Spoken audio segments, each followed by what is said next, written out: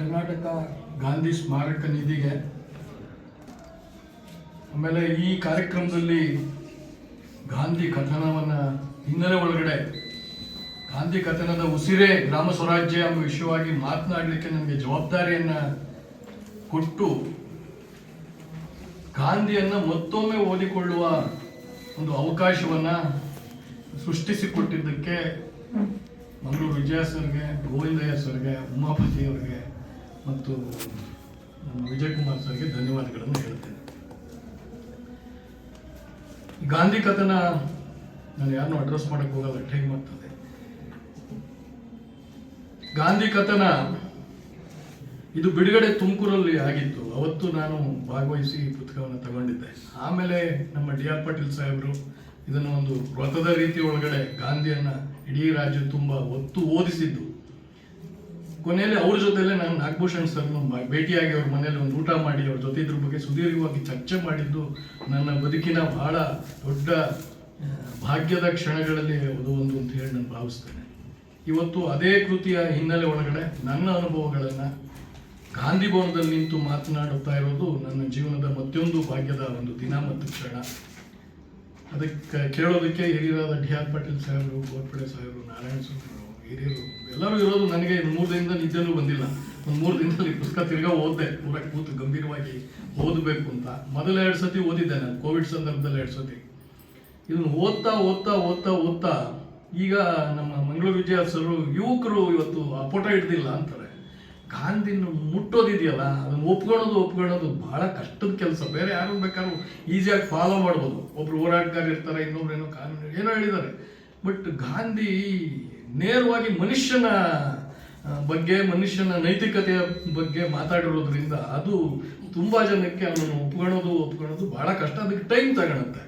But ಯಾರು ಅವ್ರನ್ನ ಗಾಂಧಿಯನ್ನು ಹೊರತಾಗಿ, ನಾನು ಹಿಂದೆ ಒಂದು ಸತಿ ಇದೇ ರೀತಿ ನನಗೆ ಮಾತನಾಡಲಿಕ್ಕೆ ಮೈಸೂರು ರಂಗಾಯಣದಲ್ಲಿ ಅಡ್ಡಂಡ ಕರಿಯಪ್ಪನವರು ಗಾಂಧಿ ಪಥ ಅಂತ ಒಂದು ಕಾರ್ಯಕ್ರಮ ಮಾಡಿದ್ರು. ಅವತ್ತು ಮಾತನಾಡಲಿಕ್ಕೆ ಇದೇ ವಿಷಯ ಗಾಂಧಿ ಕುರಿತು ಮಾತಾಡೋಕ್ಕೊಂದು ಅವಕಾಶ ಅದೇನೋ ನನಗೆ ಇದ್ದಕ್ಕಿದ್ದಂಗೆ ಬಂದಿತ್ತು. ಅವತ್ತು ಹೇಳಿದ್ದೆ ನಾನು, ಗಾಂಧಿಯನ್ನು ಪ್ರೀತಿಸುವವರು, ಗಾಂಧಿಯನ್ನು ದ್ವೇಷಿಸುವವರು ಗಾಂಧಿಯನ್ನು ಬಿಟ್ಟು ಏನೂ ಮಾಡಲಿಕ್ಕಾಗಲ್ಲ.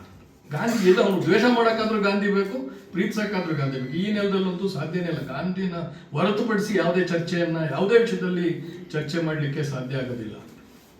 ಈ ಹಿನ್ನೆಲೆಯೊಳಗಡೆ ನಾನು ಇಡೀ ಆ ಗಾಂಧಿ ಕಥನದ ಮೇಡಮ್ ಹೇಳಿದಾಗೆ, ಮೇಡಮ್ ಸೌತ್ ಆಫ್ರಿಕಾದ ಯುವ ಗಾಂಧಿಯನ್ನು ಪರಿಚಯ ಮಾಡುವ ಪ್ರಯತ್ನವನ್ನು ತುಂಬ ಚೆನ್ನಾಗಿ ಮಾಡಿದ್ರು.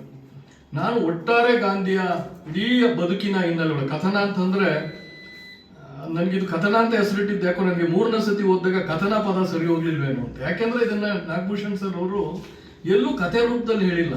ಗಾಂಧಿನ ಆ್ಯಸ್ ಇಟ್ ಈಸ್ ಹಂಗೆ ಒಂದು ಕನ್ನಡಿ ಹಿಡಿದ್ಬಿಟ್ಟಿದ್ದಾರೆ ಅಷ್ಟೇ. ಅಲ್ಲೆಲ್ಲೂ ಹೊಗಳಿಕೆ ಆಗಲಿ ತೆಗಳಿಕೆ ಆಗಲಿ, ಒಂದು ಕಥೆ ಬರೀಬೇಕಾದ್ರೆ ಅಲ್ಲಿ ಏರಿಳಿತಗಳೆಲ್ಲ ತುಂಬ ಇರ್ತವೆ, ಬೇರೆ ಬೇರೆ ಸೇರಿಸೋದು ಎಲ್ಲ ಇರ್ತದೆ. ಬಟ್ ಇಲ್ಲಿ ಏನೂ ಇಲ್ಲ. ಗಾಂಧಿ ಹೇಗಿದ್ರು ಹಾಗೆ ಸುಮ್ಮನೆ ಹಿಂಗೆ ಹಿಡಿದು ತೋರಿಸ್ಬಿಟ್ಟವ್ರೆ. ಹಾಗಾಗಿ ಅದು ನಮ್ಗೆ 2 ಸತಿ ಓದಿದ್ರು ಗಾಂಧಿ ತಿರ್ಗಾ ಬೇರೆ ಬೇರೆ ಥರ ಬಹು ಆಯಾಮಗಳಲ್ಲಿ ನಮಗೆ ಅವರು ಕಾಣಕ್ಕೆ ಶುರು ಮಾಡ್ತಾರೆ. ಹಾಗಾಗಿ ಈ ಹಿನ್ನೆಲೆ ಒಳಗಡೆ ಗಾಂಧಿಯ ಇಡೀ ಬದುಕಿನ ಹಿನ್ನೆಲೆ ಒಳಗಡೆ ಅವರ ಗ್ರಾಮ ಸ್ವರಾಜ್ಯದ ಕಲ್ಪನೆ ಏನಿತ್ತು, ಏನಾಗಿದೆ, ಏನು ಆಗಬೇಕು ಅನ್ನೋದನ್ನು ಹೇಳುವ ಪ್ರಯತ್ನವನ್ನು ನಾನು ಮಾಡ್ತೇನೆ. ಗಾಂಧಿಯ ಗ್ರಾಮ ಸ್ವರಾಜ್ಯದ ಪರಿಕಲ್ಪನೆ ಅವರ ಇನ್ ಸ್ವರಾಜ್ಯ ಪುಸ್ತಕದ ಮೂಲಕ, ಏನು ಹೋಮ್ ರೂಲ್ ಅಂತ ಏನು ಕರಿತಿದ್ವಿ ನಾವು, ಅದರ ಮೂಲಕ ಪ್ರಾರಂಭ ಆಗಿದ್ದನ್ನು ನೋಡ್ತೇವೆ. ಸೌತ್ ಆಫ್ರಿಕಾದಲ್ಲಿ ಇದ್ದಂಥ ಸಂದರ್ಭದೊಳಗಡೆ ಅಲ್ಲಿ ಬಹಳ ಮುಖ್ಯವಾಗಿ ಅವರು ಒಂದು 12 ಅಂಶಗಳನ್ನು ಚರ್ಚೆ ಮಾಡ್ತಾರೆ. ಬಹಳ ಮುಖ್ಯವಾಗಿ ನಾವು ಗ್ರಾಮ ಸ್ವರಾಜ್ಯ ಅನ್ನೋ ವಿಷಯವನ್ನು ಮಾತಾಡ್ಬೇಕಾದ್ರೆ ಅವರು 12 ಅಂಶಗಳನ್ನು, ಹೇಗೆ ಒಂದು ಹಳ್ಳಿ ಒಂದು ಸ್ವರಾಜ್ಯ ಆಗಬೇಕು ಅನ್ನೋ ಹಿನ್ನೆಲೆ ಒಳಗಡೆ ಬಹಳ ಮುಖ್ಯವಾಗಿ ಮಾತಾಡ್ತಾರೆ 12 ವಿಷಯಗಳನ್ನು. ಅದರಲ್ಲಿ ಬಹಳ ಮೊದಲನೇದು ನಮಗೆ ಕಾಣುವಂಥದ್ದು, ಅಲ್ಲಿ ಅವರು ವ್ಯಕ್ತಿ ಶ್ರೇಷ್ಠತೆ ಬಗ್ಗೆ ಮಾತಾಡ್ತಾರೆ. ಸ್ವರಾಜ್ಯ ಅಂತಂದ್ರೆ ಸೆಲ್ಫ್ ರೂಲ್ ಅಂದಾಗ ಅವರು ಒಂದು ಸಮುದಾಯನ ಮಾತಾಡೋದು. ಅದಕ್ಕೆ ಗಾಂಧಿ ಕಷ್ಟ, ಗಾಂಧಿ ನಪ್ಕೊಳ್ಳೋದು ಕಷ್ಟ. ಅವರು ಬಹಳ ನೇರವಾಗಿ ಒಬ್ಬ ವ್ಯಕ್ತಿಯಲ್ಲಿ ಆಗಬೇಕಾದ ಬದಲಾವಣೆ ಬಗ್ಗೆ ಮಾತಾಡ್ತಾರೆ ಬಹಳ ನೇರವಾಗಿ. ಅಲ್ಲಿ ವ್ಯಕ್ತಿ ಬಹಳ ಶ್ರೇಷ್ಠ. ಅವ್ರು ಮುಂದುವರೆದು ಅದೇ ವ್ಯಕ್ತಿಯನ್ನು ಇಟ್ಕೊಂಡು ಮಾತಾಡೋದಾದ್ರೆ ಅವರು ಎನ್ಲೈಟನ್ಡ್ ಅನಾರ್ಕಿನ ಪದವನ್ನು ಬಳಸಿದವರು. ನಮ್ಗೆ ಆಡಳಿತ ವ್ಯವಸ್ಥೆನೇ ಬೇಕಾಗೋದಿಲ್ಲ. ಅಲ್ಲಿ ವ್ಯಕ್ತಿ ಶ್ರೇಷ್ಠ ಆಗ್ಬಿಟ್ರೆ, ವ್ಯಕ್ತಿ ತನ್ನ ಎಲ್ಲ ಮೌಲ್ಯಗಳನ್ನು ಬದುಕಿನಲ್ಲಿ ಅಳವಡಿಸ್ಕೊಳ್ಳೋದಾದ್ರೆ, ನೈತಿಕವಾದ ಬದುಕನ್ನು ಬದುಕಕ್ಕೆ ಸಾಧ್ಯ ಆದರೆ ಅಲ್ಲಿಗೆ ಒಂದು ಆಡಳಿತ ವ್ಯವಸ್ಥೆನೇ ಬೇಕಿಲ್ಲ, ಒಂದು ಸಂವಿಧಾನನೇ ಬೇಕಾಗೋದಿಲ್ಲ ಅಂತ. ನಾನು ವರ್ಷದಲ್ಲಿ ಎಡಗಡೆನೇ ಹೋಗ್ತೀನಿ ಅಂತ ನಾನು ತೀರ್ಮಾನ ಮಾಡಿದ್ರೆ ನನಗೆ ಎಡಗಡೆ ಹೋಗ್ಬೇಕಾ ಬಲಗಡೆ ಹೋಗ್ಬೇಕಂತ ಕಾನೂನು ಮಾಡೋ ಅವಶ್ಯಕತೆ. ಅದಕ್ಕೆ ಎನ್ಲೈಟನ್ಡ್ ಅನಾರ್ಕಿ ಅನ್ನೋ ಪದವನ್ನು ಅವ್ರು ಬಳಸ್ತಾರೆ. ವ್ಯಕ್ತಿ ಶ್ರೇಷ್ಠತೆಯ ಬಗ್ಗೆ ಬಹಳ ದೊಡ್ಡ ಮಾತುಗಳನ್ನು ಅವ್ರು ಆಡ್ತಾರೆ. ಒಂದು ಗ್ರಾಮ ಸ್ವರಾಜ್ಯ ಅಥವಾ ಒಂದು ಸ್ವರಾಜ್ಯ ಪರಿಕಲ್ಪನೆ ಅದು ಯಶಸ್ವಿ ಆಗ್ಬೇಕಂದ್ರೆ ಇಲ್ಲಿ ಪ್ರತಿಯೊಬ್ಬ ವ್ಯಕ್ತಿ ಅತ್ಯಂತ ಘನತೆಯಿಂದ ನೈತಿಕತೆಯಿಂದ ಬಾಳುವ ವಾತಾವರಣವನ್ನು ನಾವು ಸೃಷ್ಟಿ ಮಾಡಬೇಕು. ಅದು ಮನುಷ್ಯನಿಂದಲೇ ಪ್ರಾರಂಭ ಆಗಬೇಕು. ಅದಕ್ಕೆ ಗಾಂಧಿ ಬಿ ದಿ ಚೇಂಜ್ ಅಂತಾರೆ. ಯಾವುದೇ ಬದಲಾವಣೆ ನಿನ್ನ ಸಮಾಜದಲ್ಲಿ ಬಯಸ್ತೀಯ ಅಂದ್ರೆ ಅದು ನಿನ್ನಿಂದ ಪ್ರಾರಂಭ ಆಗಬೇಕು. ಇಡೀ ಗಾಂಧಿಯನ್ನ ಈಗ ಮೇಡಮ್ ಹೇಳಿದ್ರು, ನೀವು ಶೌಚ ಹೆಂಡತಿನ ಅವರು ನೀನು ಆ ಶೌಚನ ಇದೊಂದು ಒಬ್ಬ ಅಸ್ಪೃಶ್ಯ ಇವನು ಶೌಚ ನಾನು ಮುಟ್ಟೋದಿಲ್ಲ ಅಂತ ಅಂದಾಗ ಮಾಡ್ತಾರೆ. ನಾವೇನು ಪ್ರಾಕ್ಟೀಸ್ ಮಾಡ್ತೀವಿ ಅದನ್ನ ಸಮಾಜಕ್ಕೆ ಹೇಳ್ಬೇಕು ಮಾಡು ಅಂತ ಹೇಳಿ. ಆಮೇಲೆ ಆ ಕ್ಷಣಕ್ಕೆ ಒಬ್ಬ ವ್ಯಕ್ತಿಯಾಗಿ ನಾನು ನನ್ನ ಹೆಂಡತಿ ಮೇಲೆ ಮಾಡಿದ ದೌರ್ಜನ್ಯ ಅದು ಅಂತ ಹೇಳಿ ಆ ಕ್ಷಣಕ್ಕೇನೆ ಆ ಬಾಟ್ಲಿಂದ ಎಳ್ಕೊಂಡ್ಬಂದ ತಕ್ಷಣಕ್ಕೆ ಅವ್ರು ಬದಲಾಗೋದಿದೆಯಲ್ಲ, ಅದು ಆ ವ್ಯಕ್ತಿ ಶ್ರೇಷ್ಠತೆ ಬಗ್ಗೆ ಬಹಳ ಆಳವಾಗಿ ಅವರು ಮಾತಾಡ್ತಾರೆ. ಮನುಷ್ಯ ಬದಲಾಗಬೇಕು, ಮನುಷ್ಯ ಶ್ರೇಷ್ಠ ಆಗ್ಬೇಕು, ಮನುಷ್ಯ ನೈತಿಕವಾದ ಬದುಕನ್ನು ಬದುಕಬೇಕು. ಅದು ಬಹಳ ಮುಖ್ಯವಾಗಿ ಒಂದು ಗ್ರಾಮ ಸ್ವರಾಜ್ಯಕ್ಕೆ ಬೇಕಾಗಿರುವಂತ ಒಂದು ಮೂಲಭೂತ ಒಂದು ವಿಷಯ ಅಂತ. ಈ ನಿಟ್ಟಿನೊಳಗಡೆ ನಾವು ನೋಡಿದಾಗ ಒಂದು ಸ್ವರಾಜ್ಯ ಅಥವಾ ಒಂದು ದೇಶದ ಒಂದು ಸ್ವಾತಂತ್ರ್ಯದ ದೇಶ ಒಂದು ಆಡಳಿತ ವ್ಯವಸ್ಥೆಯಲ್ಲಿ ಇರಬೇಕಂದಾಗ ಈ ದೇಶದ ಪ್ರತಿಯೊಬ್ಬ ವ್ಯಕ್ತಿ ಮೌಲ್ಯಯುತ ಬದುಕನ್ನು ಬದುಕಬೇಕಾಗ್ತದೆ. ಅದರಲ್ಲೂ ನಾವು ಸ್ವರಾಜ್ಯದ ಆಡಳಿತ ಪರಿಕಲ್ಪನೆಗೆ ಬಂದಾಗ, ಆಡಳಿತ ವ್ಯವಸ್ಥೆಗೆ ಬಂದಾಗ ಅಲ್ಲಿ ಜನಪ್ರತಿನಿಧಿ ಆದವನು ಅಷ್ಟೇ ಮೌಲ್ಯಯುತವಾದಂಥ ಬದುಕನ್ನ ಬದುಕಬೇಕಾಗ್ತದೆ. ಆಗ ಮಾತ್ರ ಅವನು ಇಡೀ ತನ್ನ ಸಮುದಾಯದ ಮೇಲೆ ಯಾರಿಗೆ ನಾನು ನೇತೃತ್ವವನ್ನು ಕೊಟ್ಟಿರ್ತಾನೆ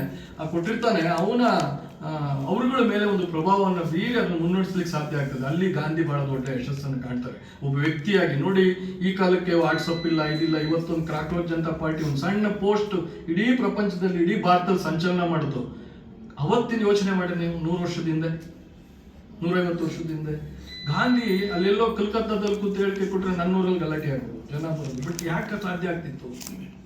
ಗಾಂಧಿಯ ವ್ಯಕ್ತಿತ್ವಕ್ಕೆ ಆ ಪ್ರಖರತೆ ಇತ್ತು, ಆ ರೀಚ್ ಇತ್ತು, ಯಾರನ್ನು ಬೇಕಾದ್ರೂ ತಲುಪುವ ಸಾಮರ್ಥ್ಯ ಇತ್ತು. ಅದು ನಮಗೆ ಗಾಂಧಿ ಬಹಳ ದೊಡ್ಡ ಉದಾಹರಣೆ ಆಗ್ಬೇಕಾದ್ರೆ ನಾವು ಸ್ವರಾಜ್ಯ ಅಂದಾಗ ಅದು it should start from me, self rule. ನಾನು ನನ್ನನ್ನು ಸ್ವಯಂ ನಿಯಂತ್ರಣದಲ್ಲಿ ಇಟ್ಕೊಂಡು ಬದುಕನ್ನು ಕಟ್ಕೊಳ್ಳೋದು. ಈ ಸಮಾಜದಲ್ಲಿ ಒಳಿತಿಗಾಗಿ ಏನೆಲ್ಲ ಮಾಡಬೇಕು, ಒಳ್ಳೆಯ ಬದುಕನ್ನು ಹೇಗೆ ಬದುಕಬೇಕು, ಆ ನಿಯಂತ್ರಣವನ್ನು ಹೊಂದೋದಿದೆಯಲ್ಲ ಅದು ಬಹಳ ಮುಖ್ಯ ಅಂತ ಹೇಳಿ ಗಾಂಧಿ ಗ್ರಾಮ ಸ್ವರಾಜ್ಯದ ವಿಷಯದಲ್ಲಿ ಮೊದಲನೇ ಮಾತನ್ನು ಹೇಳ್ತಾರೆ. ಹಾಗಾಗಿ ನಾವು ಒಬ್ಬ ಜನಪ್ರತಿನಿಧಿಗಳಾಗಿ, ಜನನಾಯಕರಾಗಿ ಅಥವಾ ಜನವನ್ನ ಪ್ರತಿನಿಧಿಸೋರಾಗಿ ಅತ್ಯಂತ ಶ್ರೇಷ್ಠವಾದಂಥ ವ್ಯಕ್ತಿತ್ವವನ್ನು ಬೆಳೆಸ್ಕೋಬೇಕಾದ್ದು, ತಪ್ಪಿದ್ರೆ ಬದಲಾಯಿಸ್ಕೊಳ್ಳೋದು.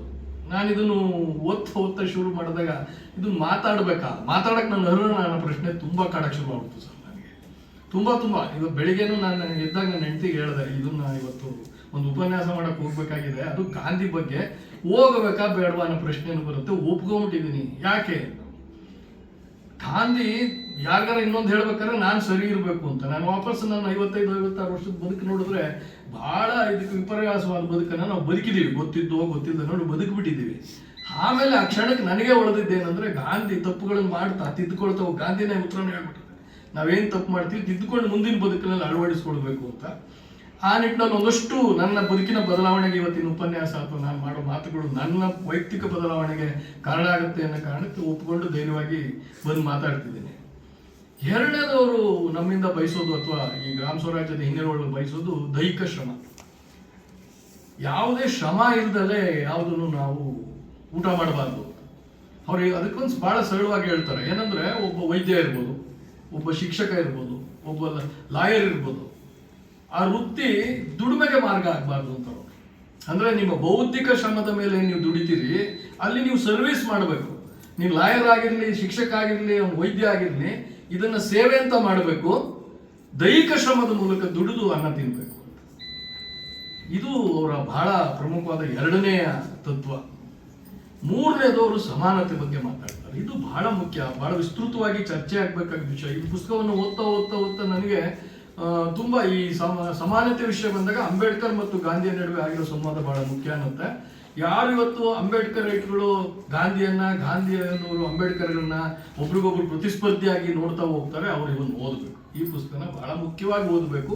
ಇದರಲ್ಲಿ ನೀವು ತುಂಬಾ ಪುಸ್ತಕ ಓದೋದು ಬೇಕಿಲ್ಲ. ಗಾಂಧಿ ಮತ್ತು ಇವರು ಈ ಪುಸ್ತಕ ಓದ್ಬಿಟ್ರೆ ಭಾರತದ ಆ ಕಾಲದ ಗಾಂಧಿಯ ಸಮಕಾಲೀನ ರಾಜಕಾರಣ ಏನಿತ್ತು, ಅವತ್ತಿನ ಸುತ್ತಮುತ್ತಲಿನ ನಾಯಕರುಗಳೇನಿದ್ರು, ಅವರ ವ್ಯಕ್ತಿತ್ವಗಳೇನಿತ್ತು, ಅದು ನಮಗೆ ಬಹಳ ಸ್ಪಷ್ಟವಾಗಿ ಬಹಳ ಕ್ಲಿಯರ್ ಅಂತ ಹೇಳ್ತಾರಲ್ಲ, ಕ್ರಿಸ್ಟಲ್ ಕ್ಲಿಯರ್ ಆಗಿ ಅರ್ಥ ಆಗ್ತದೆ. ಇಲ್ಲಿ ಬರುವ ಗಾಂಧಿ ಮತ್ತು ಅಂಬೇಡ್ಕರ್ ಸಂವಾದಗಳಿದಾವಲ್ಲ, ಅದು ಎಷ್ಟು ಕ್ಲಿಯರ್ ಇದೆ ಅಂತ ಅವರಿಬ್ಬರಲ್ಲಿ ಬಹಳ ದೊಡ್ಡ ಗೊಂದಲ ಇರಲೇ ಇಲ್ಲ. ಆಮೇಲೆ ಗಾಂಧಿ ಎಷ್ಟು ಸಮಾನತಾವಾದಿ ಆಗಿದ್ದ ಅಂದ್ರೆ ಮೇಡಮ್ ಹೇಳಿದಾಗ ಅವ್ರು ಇನ್ನೂ ಸೌತ್ ಆಫ್ರಿಕಾದಲ್ಲಿ ಇದ್ದಂಥ ಸಂದರ್ಭದಲ್ಲಿ ಮೊದಲನೇ ಮಗನಿಗೆ ಜನವರ ಹಾಕ್ಬೇಕು ಅಂದಾಗ ಅವ್ರು ಡಿಲೇ ಮಾಡ್ತಾರೆ. ಅವಾಗಿನ್ನೂ ಅವ್ರು ಏನು ಬಹಳ ಮಹಾತ್ಮ ಆಗಿರ್ಲಿಲ್ಲ, ಯಾವ ಹೋರಾಟಗಾರ ಆಗಿರ್ಲಿಲ್ಲ, ಬಹಳ ಸರಿ ಒಬ್ಬ ಬ್ಯಾರಿಸ್ಟರ್ ಇದ್ರು ಅಷ್ಟೇ, ಒಬ್ಬ ಲಾಯರ್ ಹೊಟ್ಟೆಪಾಡಿ ಬಂದ ಒಬ್ಬ ಲಾಯರ್, ಅವ್ರಿಗೆ ಅವತ್ತೇ ಒಂದು ಕ್ಲಾರಿಟಿ ಇರ್ತದೆ, ನಾನು ಜನವರ ಹಾಕೋದ್ ಬೇಡ, ಅದು ಒಂದು ಅಸಮಾನತೆಯ ಸಂಕೇತ, ಸಮಾಜದಲ್ಲಿ ವರ್ಗವನ್ನ ಸೃಷ್ಟಿ ಮಾಡ್ತದೆ, ಹಾಗಾಗಿ ಜನವರ ಬೇಡ ಅಂತ ಹೇಳ್ತಾರೆ, ಹಾಕ್ಸೋದಿಲ್ಲ ಮಗನಿಗೆ. ಆ ತರದ ಸ್ಪಷ್ಟತೆ ಇದ್ದಂತ ಗಾಂಧಿ ಅವರು ಎಲ್ಲ ತಮ್ಮ ಕಾಂಗ್ರೆಸ್ಗೆ ಮುಂದೆ ಕಾಂಗ್ರೆಸ್ಗೆ ಬಂದ ಮೇಲೆ ಅವ್ರು ಬಂದ ಮೇಲೆನೆ ಕಾಂಗ್ರೆಸ್ ಜನಪರವಾಗಿದ್ದು, ಅಲ್ಲಿನ ತನಕ ಒಂದು ಬಹಳ ಕೋಮುವಾದಿ ಪಕ್ಷವೇ ಇತ್ತು. ಆ ಕಾರಣಕ್ಕೆ ಮುಸ್ಲಿಂ ಲೀಗ್ ಪ್ಯಾರಲಲ್ ಆಗಿ ಕೆಲಸ ಮಾಡಕ್ ಶುರು ಮಾಡಿದ್ದು. ಅವತ್ತಿನ ರಾಜಕಾರಣದಲ್ಲಿ ಬೇರೆ ಬೇರೆ ಸಂಘಟನೆಗಳು ಕಾಂಗ್ರೆಸ್ ವಿರುದ್ಧವಾಗಿ ಹುಟ್ಟೋದಕ್ಕೆ, ಅದಕ್ಕೆ ಪ್ಯಾರಲಲ್ ಆಗಿ ಸಮಾನಾಂತರವಾಗಿ ಹುಟ್ಟೋದಕ್ಕೆ ಕಾಂಗ್ರೆಸ್ಸಿನ ಅವತ್ತ ಹಿಂದೂ ಮನಸ್ಥಿತಿನೂ ಬಹಳ ಮುಖ್ಯ. ಅದನ್ನು ಈಗ ಪುಸ್ತಕ ನಮಗೆ ಬಹಳ ಸ್ಪಷ್ಟವಾಗಿ ಎಕ್ಸ್ಪ್ಲೈನ್ ಮಾಡ್ತಾ ಹೋಗುತ್ತಾಗಿದ್ದಾಗ ನೇತೃತ್ವಗಳು ಬೇರೆ ಬೇರೆ ನೇತೃತ್ವ ಬಂದಾಗ ಬಹಳ ಪ್ಯಾರಲಲ್ ಆಗಿ ಹುಟ್ಟೋದಕ್ಕೆ ಕಾರಣ ಅದೇ ಆಗ್ತದೆ. ಗಾಂಧಿ ಬರೋ ತನಕ ಅದೊಂದು ಎಲೈಟ್ ಕ್ಲಾಸಿನ ಲಾಯರ್ಸು, ಶ್ರೀಮಂತರು, ಕೆಲವರು ಒಂದು ರೆಪ್ರೆಸೆಂಟೇಷನ್ ಕೊಟ್ಟು ಸ್ವಾತಂತ್ರ್ಯ ಹೋರಾಟಕ್ಕೆ ಅದೊಂದು ನಿಜವಾದ ಜನಪರ ಚಳುವಳಿ ಆಗಿರ್ಲೇ ಇಲ್ಲ. ಗಾಂಧಿ ಆ ವಿಷಯದಲ್ಲಿ ಬಹಳ ಮುಖ್ಯ. ಆಮೇಲೆ ಸಮಾನತೆನ ಬಹಳ ದೊಡ್ಡ ಮಟ್ಟದಲ್ಲಿ ಅವರು ಪ್ರತಿಪಾದಿಸ್ತಾರೆ. ತುಂಬಾ ವಿಸ್ತೃತವಾಗಿ ಆ ಘಟನೆಗಳನ್ನ ಹೇಳ್ತಾ ಹೋದ್ರೆ ಅದ್ರ ಬಗ್ಗೆ ಸಂಜೆ ತನಕ ಮಾತಾಡ್ಬೋದು. ಅವ್ರು ಎಲ್ಲಿನ ತನಕ ಆಮೇಲೆ ಗಾಂಧಿಯನ್ನ ಅರ್ಥ ಮಾಡ್ಕೋಬೇಕಾದ್ರೆ ನಾವು ಒಂದನ್ನ ಬಹಳ ಸ್ಪಷ್ಟವಾಗಿ ಎಲ್ಲರೂ ತಿಳ್ಕೋಬೇಕು. ಇವತ್ತು ನಮಗೆ ಬೇಕಾದ್ದನ್ನ ಆಯ್ಕೆ ಮಾಡ್ತಾ ಮಾಡ್ತಾ ಮಾಡ್ತಾ ಗಾಂಧಿಯನ್ನ ನಾವು ವಿರೋಧಿಸ್ತಾ ಹೋಗ್ತೀವಿ. Gandhi man of evolution. ಇವತ್ತಿದ್ದ ಗಾಂಧಿ ನಾಳೆ ಇಲ್ಲ. ಅವ್ರ ಎಲ್ಲಾ ಪುಸ್ತಕಗಳನ್ನ ಓದಿ ನೀವು, ಆ ಪುಸ್ತಕದ ಮುನ್ನುಡಿಯಲ್ಲಿ ಮೊದಲೇ ಬರುತ್ತೆ. ನನ್ನ ಇವತ್ತಿನ ಅನಿಸಿಕೆಯನ್ನು ಪರಿಗಣಿಸಬೇಕೇ ಹೊರತು ನೀವು ಹಿಂದಿನ ಯಾವುದೋ ಅನಿಸಿಕೆಯನ್ನ ಇಟ್ಟುಕೊಂಡು ಇದನ್ನು ನೋಡಬಾರ್ದು. ಇವತ್ತಿಗೆ ನಾನೇನು ಹೇಳಿದ್ದೀನೋ ಈ ಕ್ಷಣಕ್ಕೆ ಅದು ಸತ್ಯ.